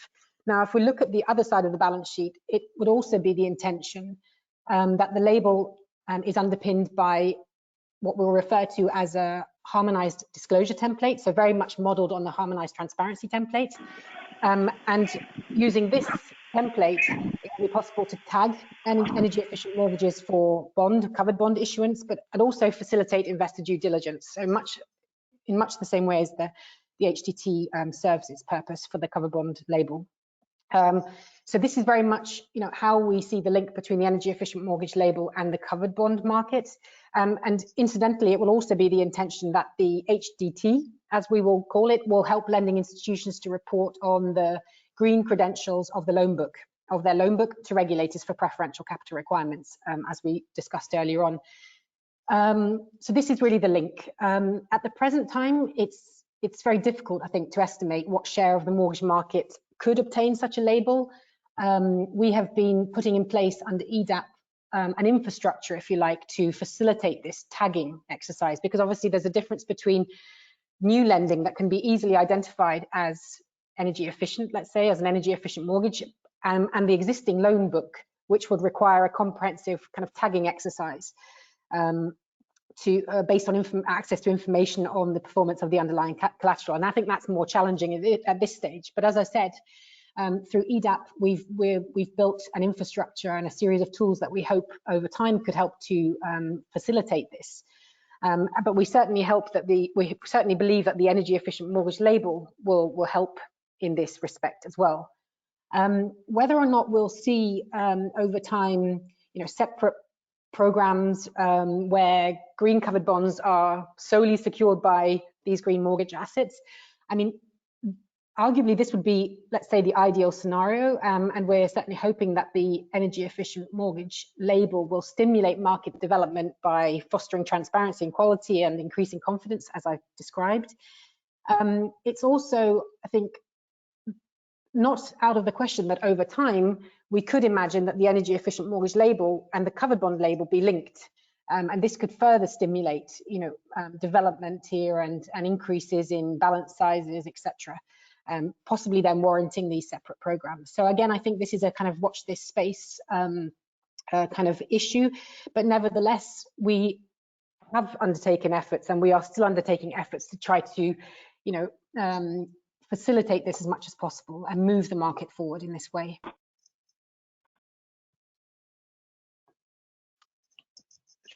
Thank you for that, Jennifer.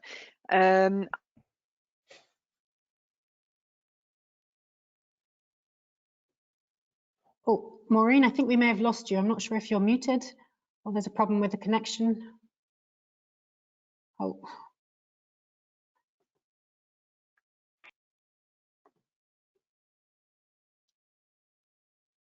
There is still not a strong pricing differential visible versus non-green comparables.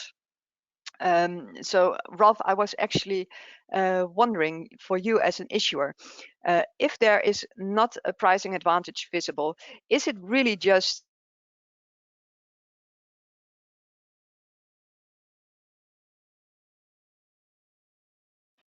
I'm not sure if the others, if you can hear Maureen.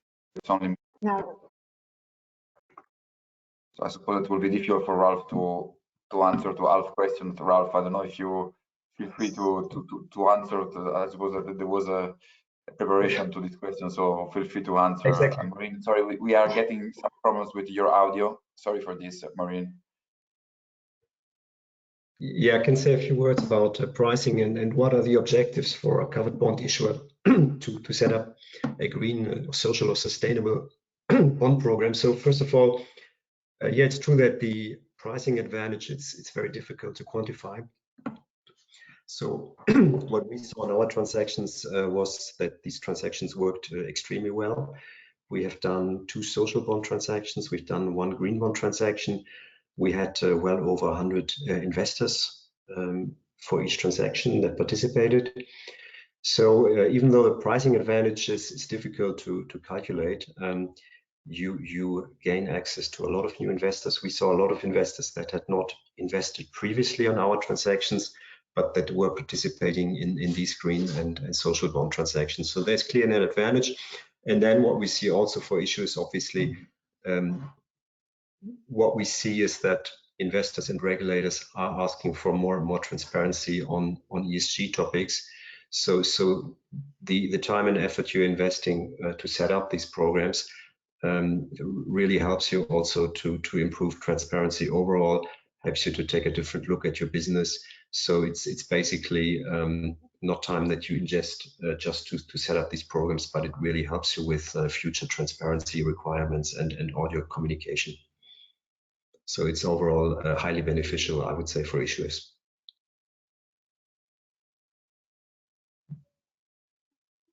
Great, Ralph. Thanks very much. And thanks to both of my panelists. Jennifer, I hope you continue to proceed with your great work on the energy efficiency mortgage. And Ralph, I hope as an analyst, but I think many with us on the phone today, that you will continue to be very much present both in the green and social covered bond markets going forward. And then from here, I will hand over to Luca again. Thank you. Thank you, Maureen, and thank you, Jenny and Ralph, for your excellent support. As we know, sustainability is becoming integral part of the strategy of the banks, which is very important also in investor roadshow, to show that there is a commitment of your institutions to sustainability, and why not taxonomy now will change, of course, this landscape.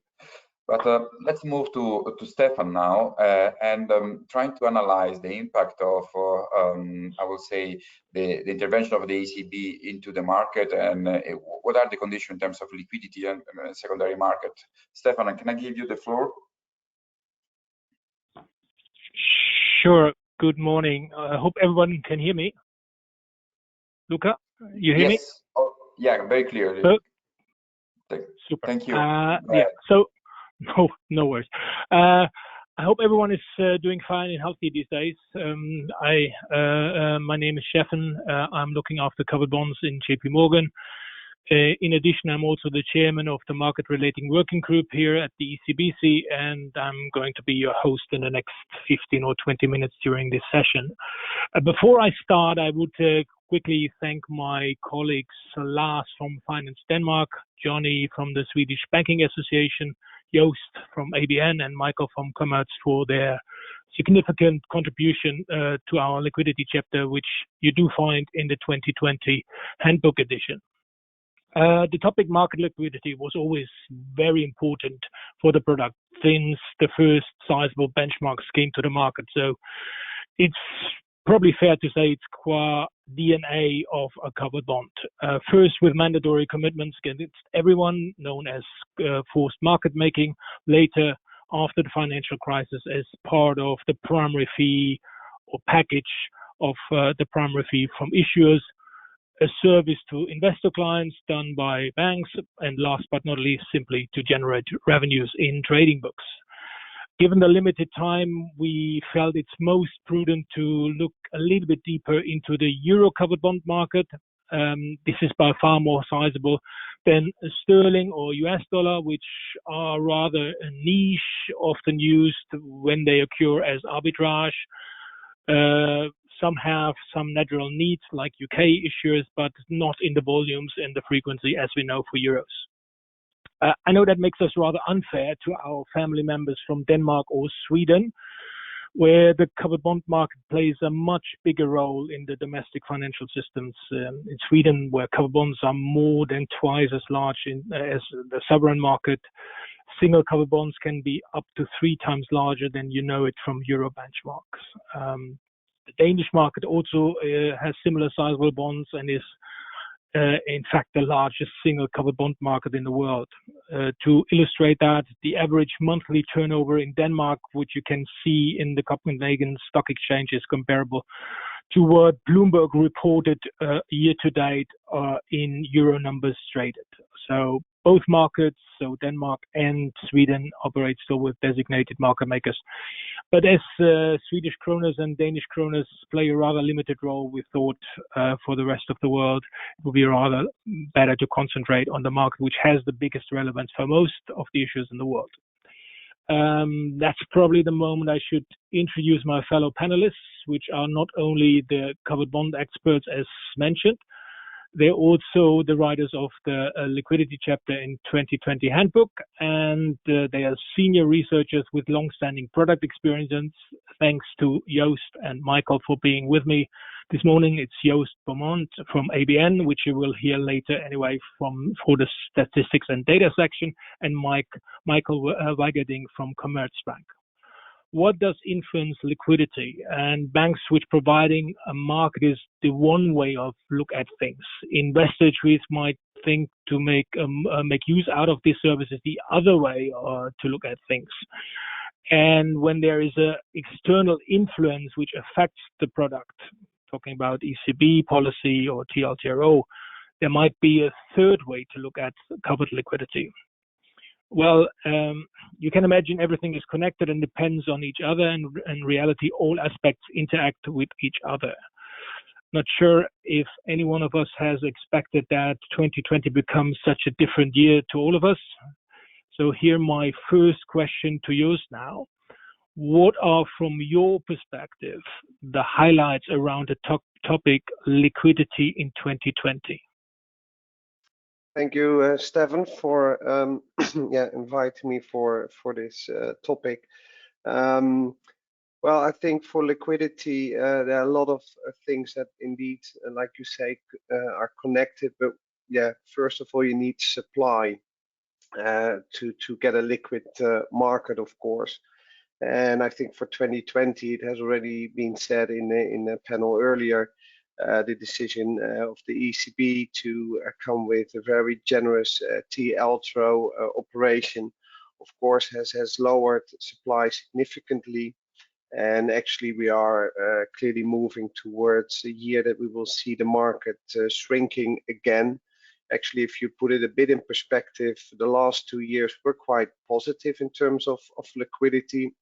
I also think that was a bit included in the chapters we wrote in the past few years. But 2018, 2019, we saw positive net supply. The ECB also reducing activity to some extent, but this year, of course, the reverse happened. ECB more active at two fronts. Basically, they purchased more covered bonds, and with the TLTRO, they lowered the supply of Euro benchmark covered bonds, and that is, of course, not really supportive for liquidity. The ECB now has almost 50% of the eligible universe in the iBox stored in Frankfurt. So they are buy and hold investors. As we all know, they will not sell these bonds to the market. So that really reduces the free float of covered bond and hurts liquidity.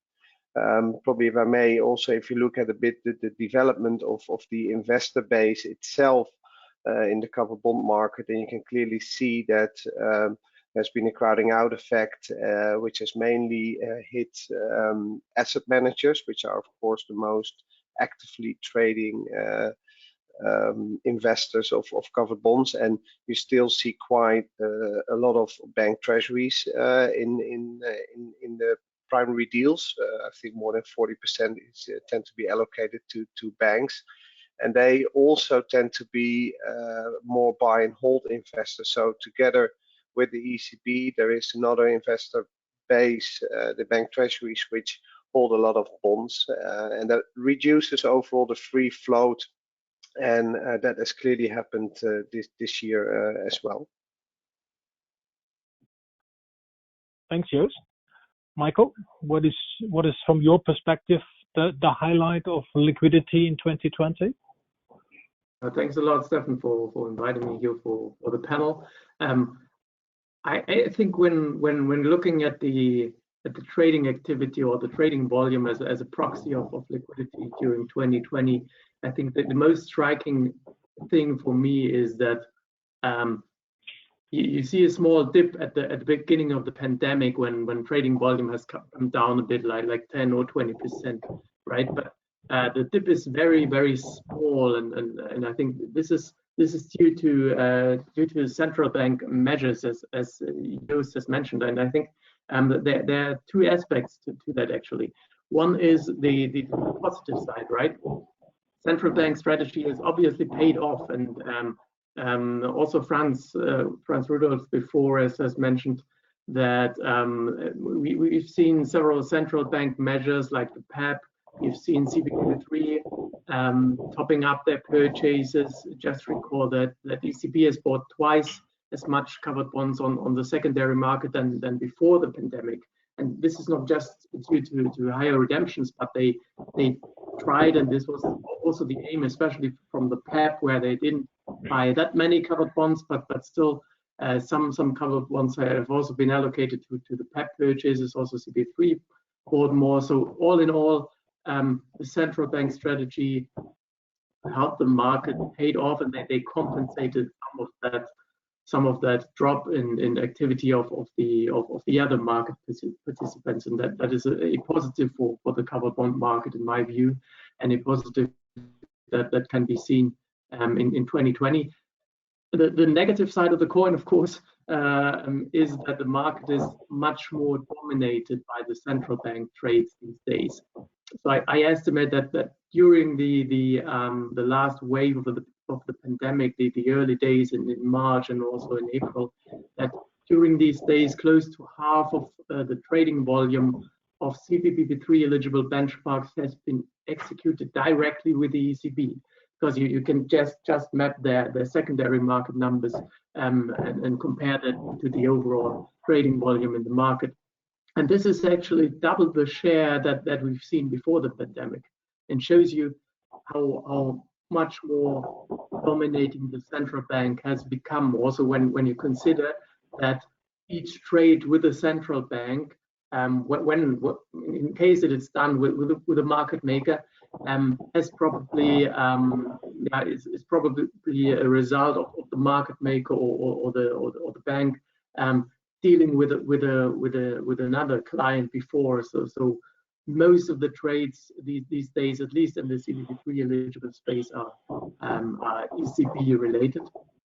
So I think this is the most important highlight for me for this year. And other than that, we saw most of the trends we've seen in previous years continuing this year. So liquidity and trading activity in particular is stable on a relatively low level. To understand that, I think it's might make sense to go back a few years when the central bank measures have started in 2014 and 2015. Liquidity or activity has markedly dropped and deteriorated 6 months after the start of CPP3, or a few weeks after the overall QE and APP measures have been started in the Eurozone. And I'm actually just working on a paper to be published also in an academic journal later on, that extends this volume focused view we're taking in the fact book article also to other liquidity measures like spreads and then other more sophisticated liquidity measures, and they all point into the same direction and show that this drop we've seen in early 2015 throughout 2016, where activity has dropped by 70 to 80% in the covered bond market, that this is due to not only due to central bank measures, but due to the overall environment, like low yields, TLTROs, you've APP, you've tiering, you've also loads of regulatory burdens. But all of them are influencing and have been influencing the liquidity in the covered bond space and led to a liquidity drop over the last years. And we're now at a stage where it is really difficult to go further south because do you still hear me, right? Yeah. Oh, yeah. Okay, absolutely. So yeah, I think we at that stage we can't go further south because most of the market is dominating by the central bank anyways. And I mentioned that it's not only central bank measures driving that lower, relatively low liquidity, but you see also in the 2020 numbers that there's a clear CPP3 effect, that there's a liquidity wedge between eligible and non-eligible paper. So the trading volume of non-eligible benchmarks exceeds that of eligible ones by 2/3 in 2020.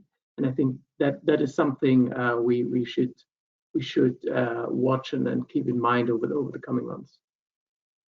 Yeah, probably adding to what Michael is saying, there's of course more than ECB to liquidity. I think one factor that we've also seen in the past is actually the deal sizes, and in this respect, size matters in a way, because we've seen a huge rise of the share of say 500 to 1 billion deals coming to the market. If you look at say 10 years ago, it was mainly the 1 billion or even 2 billion plus deals that were issued. Now around 40 to 50% is 500 million, and the share of say 1 to 2 billion deals has been reducing, of course. And I think you also looked at that, Michael, that the larger the deal size, also the more trading activity you see later on. Yeah, that's true. Also, what concerns me is that looking at the maturities and the tenors of the new covered bonds that come to the market due to the low yield environment, of course. So this has nothing to do with CBP3. Also bringing some topics here up, which are not only central bank related, but this low yield environment leads to ever longer tenors on the primary market, and that in the end increases the age of the outstanding benchmarks, and we have a covered bond, at least in benchmark segment, Euro benchmark segment, the market that is aging ever more and has less young ones, and that is really difficult for liquidity, because usually a covered bond loses most of its trading volume during its first year after the issuance. And when you look at the average benchmark age, back in 2014 and 2015, it was around 2.5 years, right? Nowadays, the average benchmark is more than 5 years old. So that already tells you that also the longer tenors could be a problem, not only this year, but also going forward into 2021.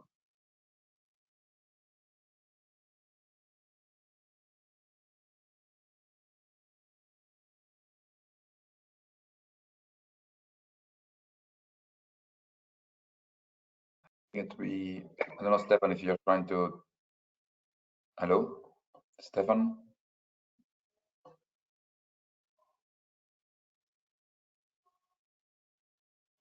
Of course, I mean. Okay, so if Stefan is not on any longer, I just.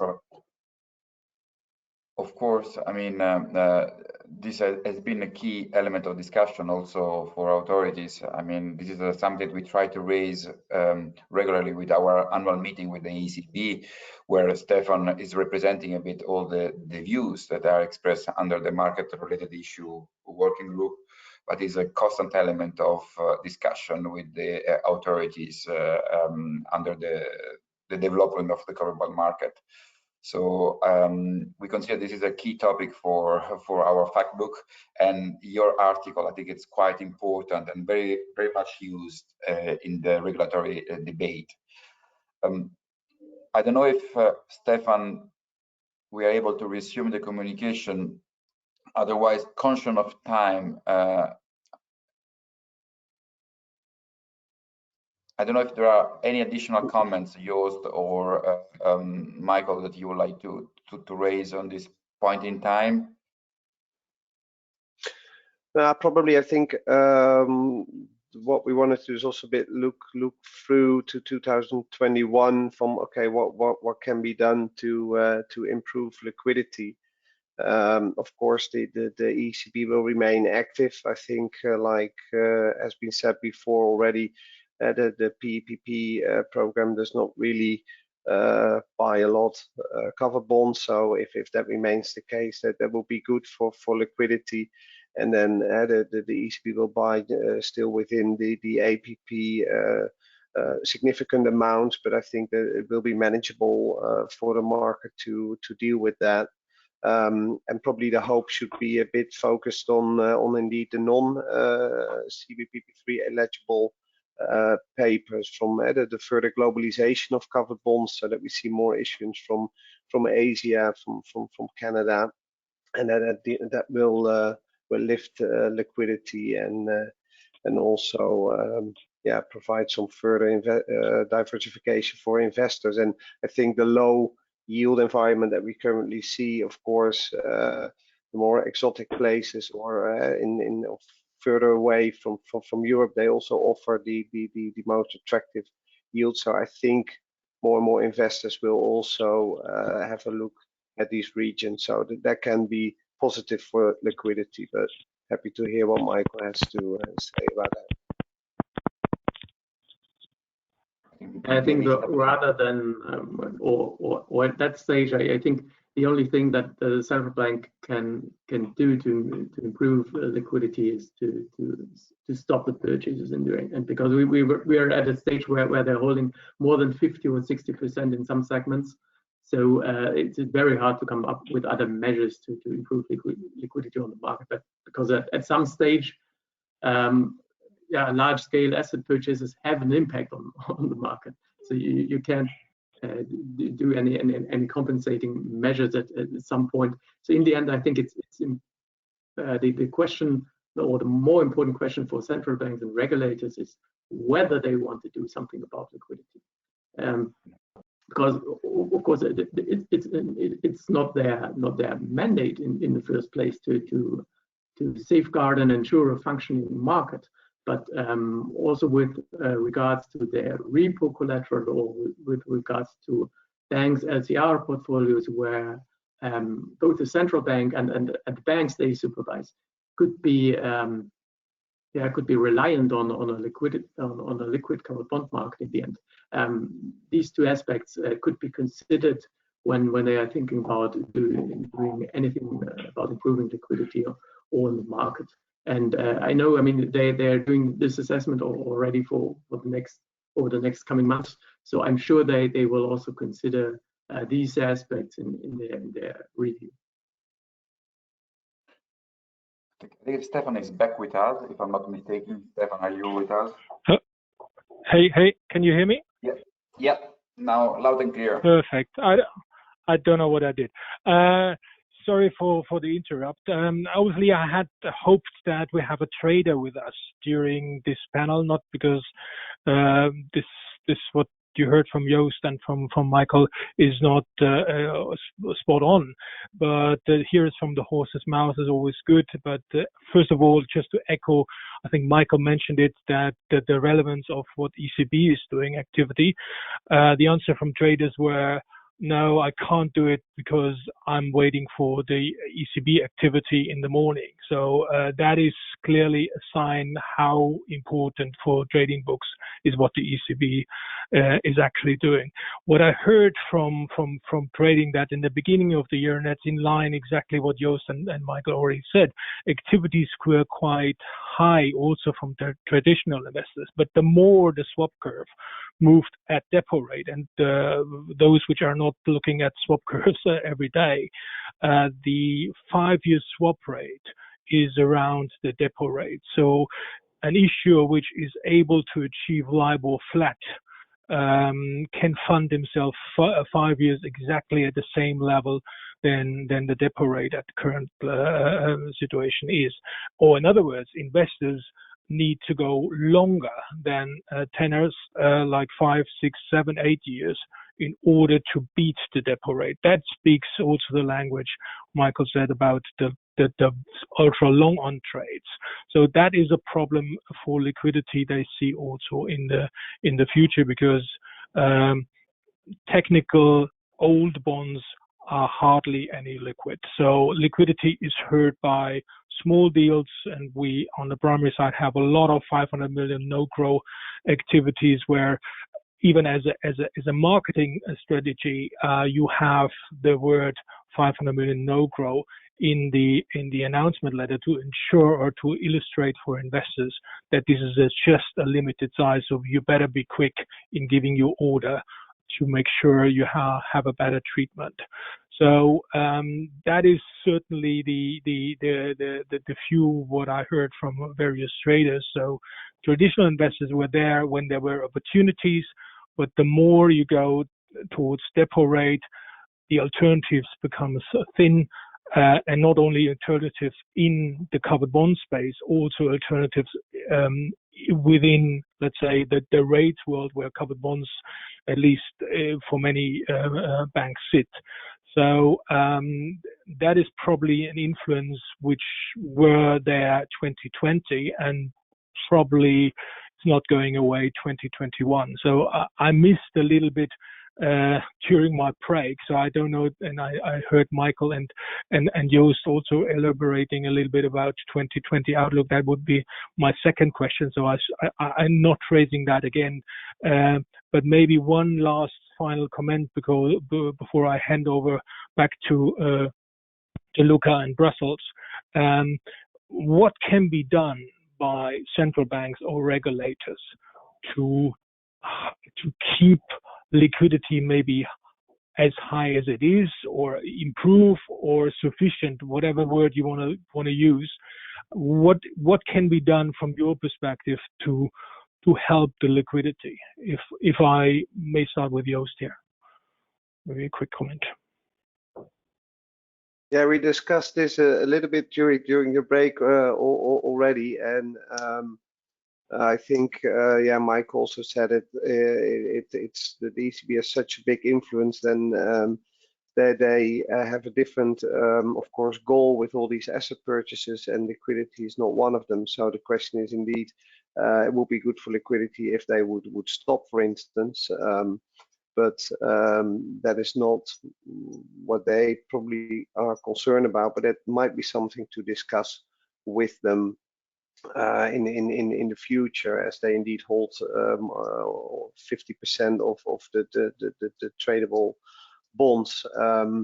So yeah, and more issuance, of course, and that depends on indeed conditions for the TLTRO next year. If they, I fully agree with France, if they extend, say, the very favorable conditions, that will of course hurt supply. So yeah, I think for liquidity to improve, we need more supply. So the covered bond market, of course, with the new directive, it's setting a benchmark. So hopefully also from outside Europe, more and more issuers will come to the market. I will explain in a minute the growth of the covered bond market. So let's hope that it will also grow organically across the globe, and that should then help liquidity as well. So where the ECB is not involved. Thank you very much, Stefan and Joost and Michael, for your intervention. Allow me to, conscious of time, I mean, we are already going a bit behind the schedule. Can I give the floor to Joost just to guide us towards the latest numbers that the fact book is presenting? And then I would like just to take 2 minutes to conclude this event and to open the floor maybe to a couple of questions. Thank you, Joost. The floor is yours. Thank you, Stefan. Yeah, thank you, Luca. Yeah, we now move to the last bit, which is the statistics, which is, of course, the most interesting part now. It's always a bit lagging because it's all about the covered bond market at the end of 2019. Before I go into too much detail, I first have to thank everyone involved.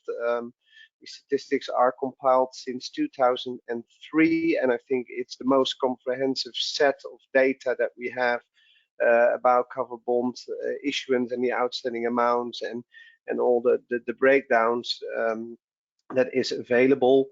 The past 8 years, Florian Eigert from Crédit Agricole did this exercise.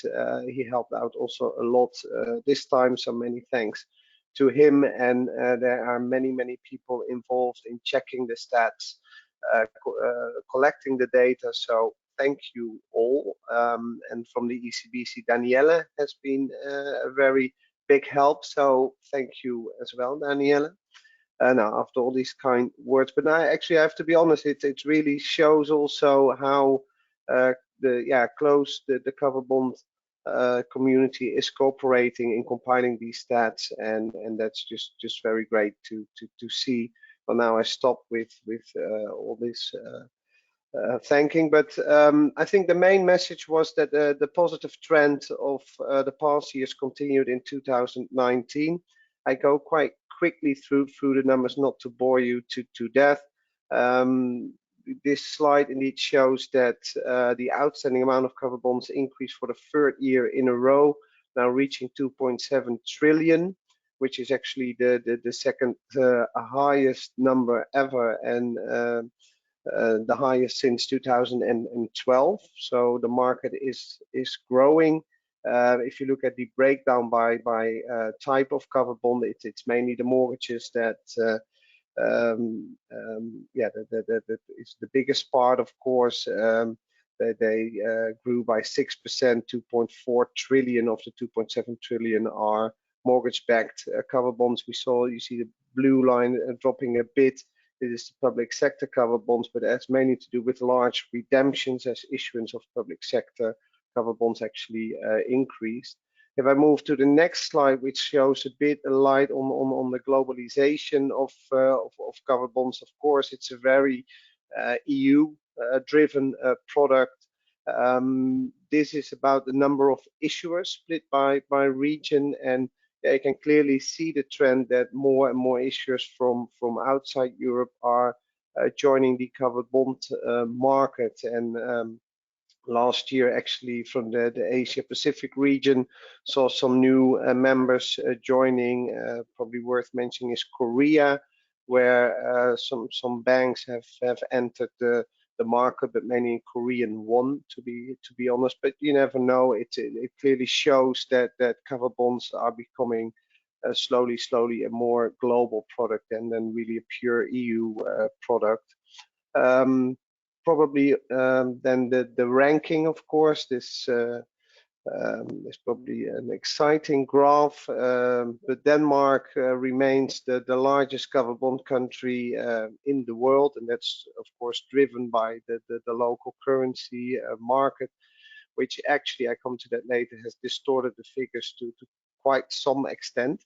But Denmark leading the outstanding amount table, followed by Germany and France. Actually, the top three remained the same, but within the top 10, we've seen some changes. And the Netherlands, for instance, they entered the top 10 at place number 8. They pushed Canada to place number 9, and the UK unfortunately dropped out of the top 10, is now at the place 11. If you look at the annual change in the outstanding amount, of course, it's the countries with the smaller amounts outstanding that grow the fastest, like Slovakia, Singapore, and Poland as well. Also, probably if you look at the developments outstanding amount by countries, it's only 6 countries, I think, that saw a decline in the outstanding amount of covered bonds, and I think 16 countries they have reached the highest amount of outstanding covered bonds, and I think that adds to the case that covered bonds are a very important funding tool for banks across the globe. Okay, let's move to the next slide. It shows the currency in which covered bonds are denominated. We're still talking about the outstanding amounts. It shows that the euro currency is the most dominant currency still, but clearly you see the domestic currencies like the Korean won, of course also UK issuers in sterling, that's gaining some importance. So that's nice to show. And then moving to the new issuance, that was also rising actually for the 3rd year in a row. It was the 2nd year that issuance was more than 500 billion. I think it was 546 billion, which was a 9% increase year on year. If you look by the type of mortgages, it's again the mortgages that grew the most. The issuance increased by 36 billion compared to last year. Public sector, like I said, outstanding amount dropped, but issuance grew by 8 billion, and even the ship covered bonds they grew by 2 billion. So it's gaining traction as well. If you look at the share of all the different types, then 93% was mortgage, 6% is public, and 1% is ship. But this underlines again the positive trend that we saw last year. Then the next slide is the new issuance split by size, and here you see that actually the benchmark, the 1 billion and above, that increased to some extent. I have to say that this is due to Denmark, where in Denmark a lot of households refinance their mortgages also refinancing for setting the fixed term for longer, also from variable to fixed rate. Well, the way the Danish mortgage, the covered bond market works is you get quite large benchmark size deals. So that's, I think in Denmark, issuance rose by 54 billion last year, and these were mainly benchmark size of 1 billion or more. So that has influenced the numbers a little bit, because if you look at euro-denominated benchmark sizes, then I think we saw a bit of a decline. It should be, because otherwise I would have said it would be positive for liquidity, but that's not yet the case. Then moving to the league table from who is the winner and the loser. Well, again, Denmark leading all other countries by far. Like I said, they issued 170 billion of covered bonds last year. There was an increase of 54 billion compared to 2018. So massive activity there. And winner by a wide margin. Germany second, Sweden, which is also quite a large domestic covered bond market, is third, and France you see as fourth with some 50 billion of issuance. If you look at the change compared to 2018, actually Italy and Ireland saw a shrinkage of issuance compared to 2018. So then moving to the next slide, and for the sake of time, the split between hard and soft bullet and CPTs. As you can see, this is new issuance. And basically the hard bullet issuance of hard bullet covered bonds rose. That has again to do with Denmark, as these have a hard bullet structure, but soft bullets basically are now 50-50. And if you look at the outstanding amounts, actually, I think soft bullets are leading the way. So the trend of away from hard bullets towards soft bullets and CPTs, not clearly visible last year, but it is a trend that definitely in the outstanding amounts is visible. And CPTs 10 billion of issuance, so remains still a niche product. That also holds because this year was the first time that we collected data on sustainable covered bonds, as the market is gaining importance, of course, and ESG is also on the radar of investors, issuers. So good to see how this market is evolving. Well, it's also still a niche market. If you look at the total outstanding amount, it's only less than 1% of total outstanding covered bonds are sustainable or covered bonds. Germany was actually leading the way, and if you look at the outstanding amounts, and then mainly mortgage covered bonds, so more than 5 billion, but it's still less than say 1% of the outstanding amount. So South Korea is has the highest share of sustainable covered bonds, as the Korea Housing Finance Corporation issues quite some social housing covered bonds.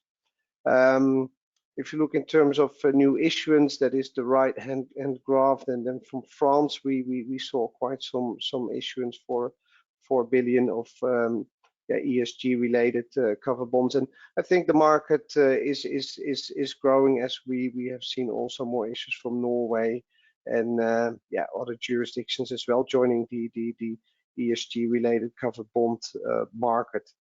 And probably the energy efficient mortgage initiative will indeed support this market going forward. Then last slide, I think it's the last slide, is on this year. We're already almost at the end of the year in Q4. I don't have to tell you that after these 2 hours, what we've heard is that issuance of euro benchmarks has clearly dropped compared to last year. We're now indeed at, say, 88 billion, and we might see 9,500 billion at best at the end of the year, which is much less than last year. So from public placements, I'm not that optimistic for next year's exercise, but of course we have seen a huge rise in retained cover bonds, which are used to get cheap central bank funding. So next year will be quite a challenging task to identify all these retained cover bonds, and I think the jury is still out whether the market will have risen or shrank next year in total.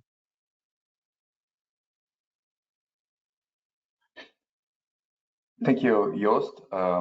I'm very sorry, apologies for going a bit longer, but I mean, I'm sure that you have all appreciated I will say, the quality of the debate and the quality of the content. I know that we are all cover bond nerds and we love those kind of debates. And I think as ECBC, we wanted to dedicate space to have a real content debate. And I really thank you, all of you, for your input in the fact book, but also today. I'm sure this discussion will feed the discussion of the steering committee in a few days. I mean, on the 19th, we will have a steering committee, and all the chairman and chairwoman will report back this debate and try to design the new strategy for the ECBC, and trying to be as much as possible proactive with the regulators and follow the implementation of the covered bond directive very closely, but also propose and make sure that our voice as a community will be heard by the Commission. As I said, this afternoon we will circulate very shortly. Daniela will send an email for the implementation task force under the moderation of Frank Will. So we invite all the analysts to make contact with your national expert and trying to make sure that we have a good overview of the views of every single countries on the new proposal on the LCR. With this, Sascha and Joost, I would like to thank you. Maybe, Sascha, I give you the floor to say the last thank you and the last greetings, the bon appetit to everyone. And thank you again for the quality of the debate. It was personally very enriching and very fresh. Thank you, moderators, for making it very fresh. Thank you. Thank you, Luca. So I've been told that not only my video connection, but also my audio was quite poor at the beginning. So apologize for that. Can you hear me now better? So, yes. Okay, so sorry about this, but fine. Okay. Okay, thanks very much. In any case, I was the least important person today. So once again, thanks to all authors. And I think this virtual meeting has shown that this year's edition is also again a very interesting reading. I think whatever question you might have regarding covered bonds, most likely you will find the answer in the covered bond fact book. So please have a look in the fact book. And of course, I do hope that we can build on the expertise of all authors and other market participants in the coming year again, because it's your expertise that makes this fact book so valuable. So once again, thanks very much. Thanks again for joining today. And please, let's cross fingers that the situation, the COVID-19 situation, will improve soon. Take care, stay healthy, and have a nice remaining week. Thanks very much. Bye-bye. Thank you all. Thank you. Thank you. Bye-bye. Thank you, everybody. Bye-bye. Thank you. Bye-bye. Bye-bye. Thank you. Bye-bye. Bye-bye. Thanks. Bye. Bye-bye.